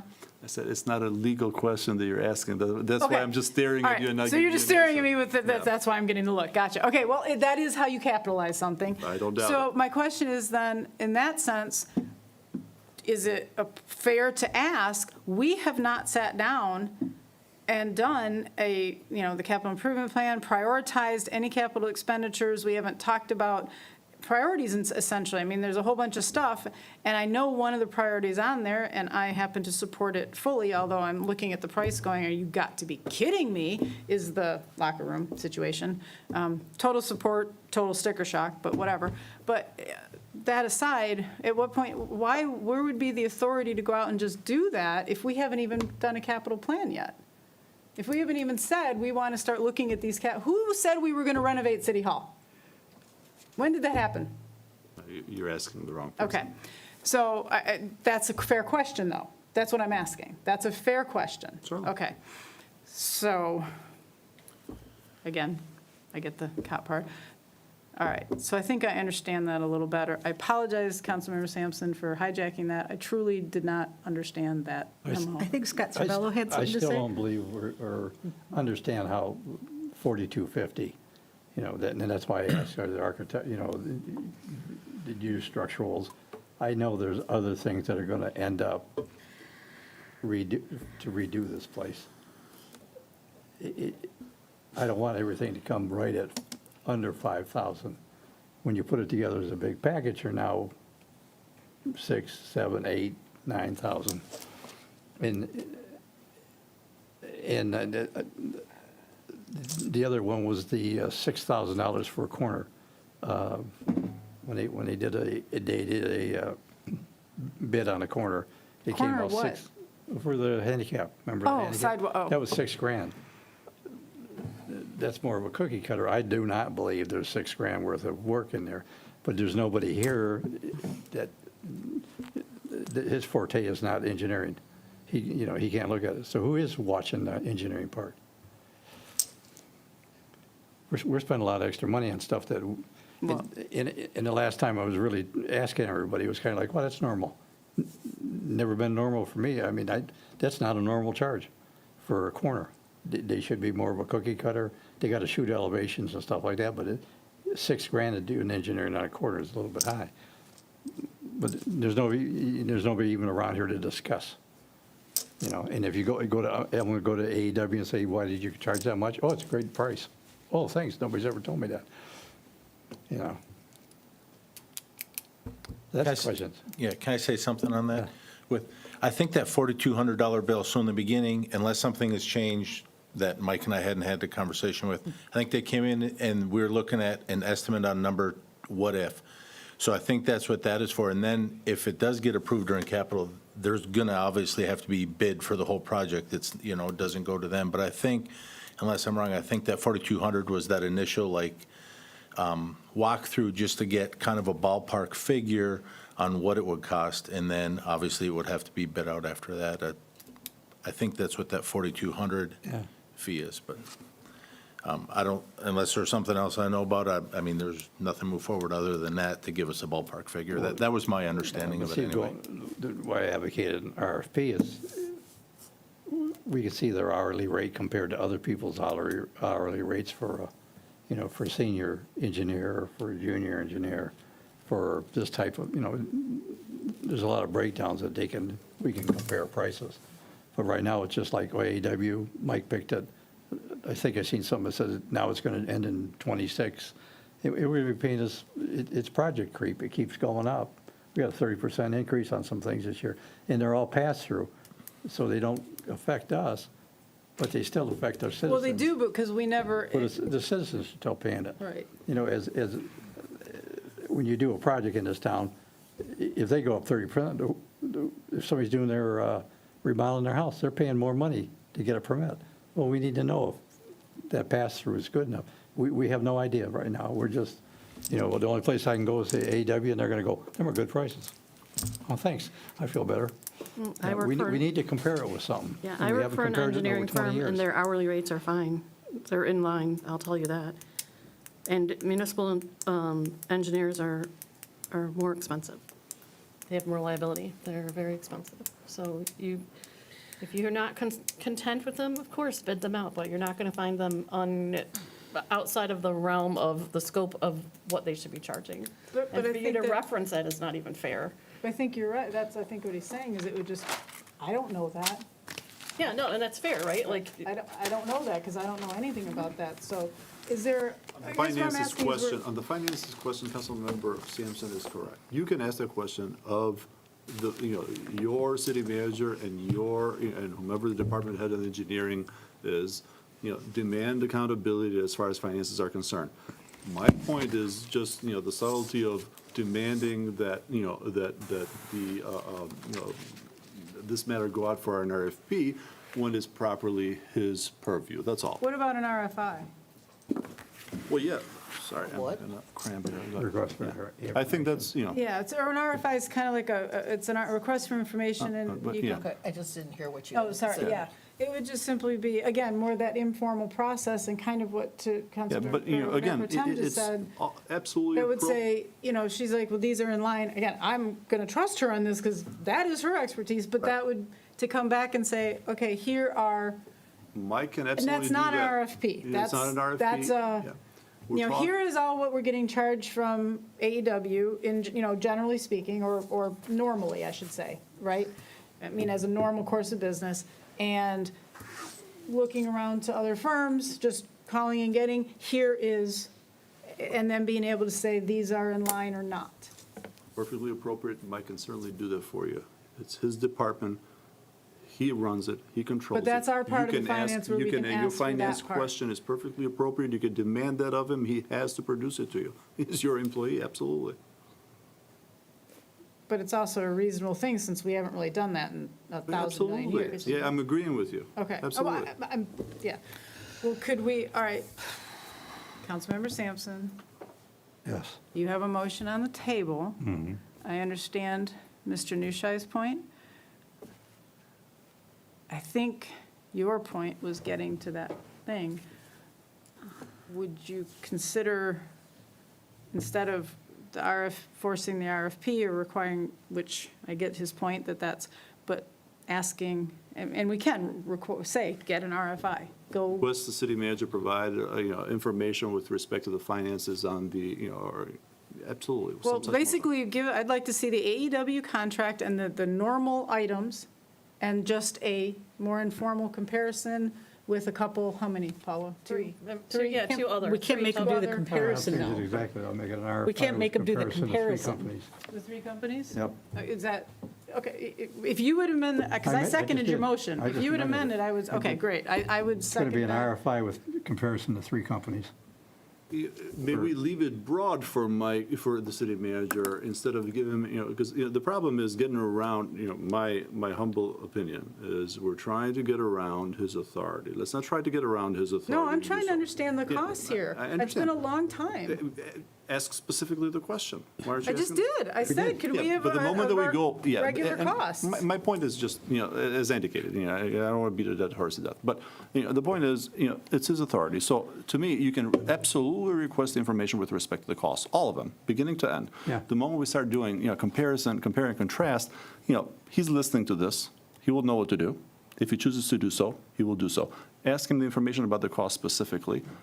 Leave it at that and allow him to come back to you with something that is appropriate. I believe you In may other be words, pleasantly you're saying surprised. Don't set the three comparison. Correct. You're saying, Correct. come back, okay, I get what you're saying now. Thank you. Okay, I get what you're saying. Sorry, you lost me on, I thought we That's just okay. agreed, and now we're disagreeing, but now I get it. Okay, you're saying less specificity, just saying, Allow him council to come would back like, to you with costs, yeah, with some- whatever the information is. and then we can ask based on whatever we Ask the get. appropriate questions with respect to finances at that time. It's Councilmember Sampson motion, so I'm going to defer to if he wants. I don't know how you would So what word do you what you want? just said. I'm not going Could to you get what I word that? want. How do you want to word it? Yeah, please. Word it. I'm tired of this. Let's word it. First of all, I think you're withdrawing your motion, correct? No. No. I'm just. Amending. You're amending your motion. I already got a Yeah, I'm second. giving you a new motion, is what I'm saying. Yes. Yeah. How do you want me to word it? Motion to request the city manager provide information on costs with respect to the AEW contract and information related therein. And what are we going to compare it to? He's going to go, these are great costs. I asked AEW. That's what we're going to That's, see. Yeah. that's what you're going to see. You get that motion? Yeah, that's why we record the meetings. Thank you. Hey, wait, a minute ago, you, All right, you're going to support it? Is there a second? yes, I continue to support that. Thank you. All right, All right, I'm so done. roll call. Councilmember Moffett, No, Councilmember Phillips, Yes. Councilmember Sampson. Yes. Mayor Scripture, Yes, Mayor Pro Tem Milan. Yes. all right, Passes. thank you. Thank you, Mr. Nushai, for Thank you. explaining that. No, And thank you, all of you. Thank you, Councilmember Sampson. public comments, not items not on the agenda. Greg, what you got for us? Because you out there. Make something up, Come on, Greg. Come on, Greg. please. And we've got, I can't see it 'cause I've got the There's wrong. one person up there.